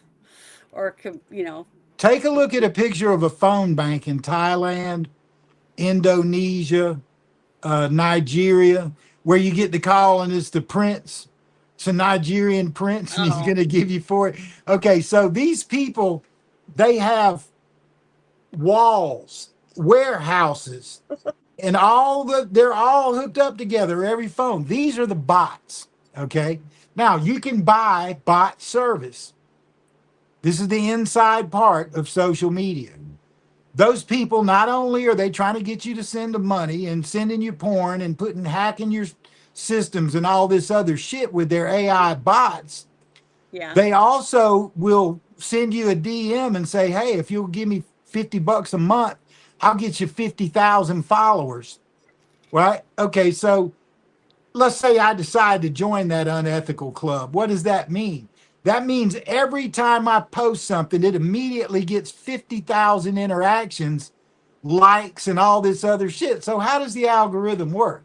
if you hit a like, that means one other person will see it, right? If you hit a reply, a repost, that does a certain amount of things. If you hit a repost with a comment, it basically gives you credit for it, which is uncool, right? But that's the way the system works. And then you have these people with 50 and 100,000 computers and a bunch of young kids running around making sure they're charged and this shit's working and running the network routers and the switches and all the other shit that's involved in that. And those are the people who are making other people famous. If you buy into that and you go that unethical route, well then yeah, you can play that game too. But we've discussed it before. I don't. What's really funny is, we'll be in a group of people and some of them are complaining they're not getting very many views or that they don't understand what they can do to get more people to follow them or to subscribe to their channel, all this kind of stuff. And I was shocked and I was so happy after when I finally got monetized, all of a sudden I'm allowed to have members and I had 6 people that wanted to become a paid member to my channel. I was like, what? Somebody likes me that much. They want to pay me so I can make them special, videos or whatever. I was just so happy. And a month had went by and I went, oh, I got to fill out my tax information. And as soon as I supplied my stuff, I got an email saying you've been demonetized for repetitive content. I was like, what the? I had no idea what that meant. So, it just doesn't make any sense. And I read it and I posted it in my posts, what they sent me and what they said and, how am I supposed to fix it? They said August 9th, that's when it is, I'll have the chance to reapply. But how do you reapply after you've made changes to your channel? What change am I supposed to make? There's nothing. It's AI telling me that it's repetitive content. Well, okay. What's repetitive? I was just pointing out why things like what we talk about on this show. I know, but that's what I'm saying. They're not going to just throw you They're 50,000 not likes. telling me anything. They're not giving me any solutions or things to do or anything. I'm not even a person. I don't even have a real person to even talk to. Well, let me simplify that for you. Never be monetized, people. They will never give it to me again because what am I supposed to do? Just get on here and sit and go. What they want you to do is step in line. The same way they wanted you in the COVID vaccine line, right? I am so proud of our president and so proud of some of the members that I work with in Congress. Proud of you, proud of other people who I've worked with on social media and this long-standing, fight for our liberty that we're involved in, that some people are like, fuck your line. And I'm a fuck your line person. I don't give a fuck. I don't give a fuck what you're doing, man. If I wanted to be in your fucking line, I'd already be over there, right? And I'm not getting in anybody's line. But the bottom line is that's what the social media platform algorithm tries to do. Shut your mouth and get in line. And I see you blaming yourself and throwing your hands up. It's like, just keep doing what you're doing. When you're winning the fight, no one is going to cheer for you. No one's going to cheer for you when you're winning a fight. So when you're not getting attention and all that shit's going on, that plays into how they built the algorithm. They're afraid of you. They're afraid of the truth. And that's why you're not getting out. And that's the pat on the back that you need. The pat on the back that you need is that they're fighting back. It's like, hell yeah, let's keep going. Punch me in my nose. It bleeds. I'll kick your ass, right? You're telling me they said that you're over the target. That's why you're. That's right. That's exactly right. I've gotten tons of death threats, and I'm just a teeny channel. I'm not even on TV or anything like that. And I've had people say, let's see, one of them was, you need to go to another planet and commit suicide. That was one. I got one that said, it was earlier this year, and they posted, they said, happy Mother's Day, Janet. It's a shame I can't understand a word you say with Trump's dick in your mouth. Stuff like that. I get stuff like that all the time. And I still do it. And guess what? I'm paying every month for people to do that. to say that kind of shit to me. But it has gotten better because I got on YouTube and I tried to, not YouTube, but on Google, same thing. They're owned by the same people. And I asked how to keep trolls from commenting in my chat. And a thing came up and said that there's a thing that you can go click a couple buttons on YouTube when you're setting up. And what it does is you for chat, in the chat, and they have to be subscribed for 5 to 10 minutes. You just set it before they can say anything. So, like on the Friday Night Shit Show, mostly, when somebody I know is a troll, because usually there's a little phone next to their thing and the thing that I'm on my side, I can see whether they're on a phone or they're not on a phone or whatever, you know what I mean? And they'll post something, and I know I've never seen them before. See like a baby girl, aw, thank you. I see her a lot, so I know she's always so sweet. Her comments are the I know sweetest. she's a doll. And then I got Screaming Raven, and he comes in a lot. So if I saw him, I would know. I know him. I know them because I've seen their stuff in the chat, right? In my chat a lot. But if I see something that I don't ever see, and it usually has a bunch of numbers at the very end because they just made this account or whatever. Okay. They get in there and they say something like, you're a racist bitch or whatever, you're a cunt, or whatever nasty shit they want to say. I'll put it up on the screen and say, look, they wanted to say this to me so bad that they waited 10 whole minutes sitting there waiting breathlessly to say something that nasty to me for 10 minutes because I set that on my thing. So they I'm a have total to, smart ass to those people. I'll say shit like, how you feel about me is none of my business. yeah, but I Take that just say, shit over look, there and go fuck they yourself. waited 10 whole minutes just to say this. So I put it up on the screen. Hey, everybody, this is so-and-so, and he wants you to know this. And so I'll make sure I highlight it, Yeah, But, damn right. it's really scary. I mean, it really is scary that there's that many people out there. And I can understand ICE, the risk that they go through. Because I'm nobody. I'm not even out and amongst trying to save people's lives or anything out there. I'm just on a keyboard doing videos like this, making live streams and stuff. But, that's a risk, it's a risk today. So like when we had all those people being doxxed a while back, and then people were ordering pizzas to be delivered to their house and having them have to pay for it or whatever, that type of stuff I wouldn't pay. But I went to my police department and gave them my information and said, hey, if somebody calls you and says this address, whatever, call my number and make sure, because, it's probably a prank, more than likely. So, it's Yeah, sad. we've been up against a lot of dirty shit, man. Swatting people and all that. God But damn. all it does is just make me more pissed. Like I said, I'm stubborn as hell, like my mother was. Yeah, And you ain't getting in just makes line. me, What I just said. You're you not, yeah. asshole. Fuck you. I'm Does not this getting make in you your feel fuck. better? Yeah. You know what I mean? I could do I ain't that. getting in your fucking line, motherfucker. Go fuck So yourself. yeah, and that's where I'm at. I just Yeah, I'm do it all because for individualism, right? Culture goes through all this shit. We need to get off. We've been on now. It's coming up on 3.5 hours, I right? know. I'm sorry, but thank you guys, and hope you guys have a wonderful, wonderful Friday Thanks, tomorrow. everybody, and you, Janet. Thank And you. I'll talk to you guys later.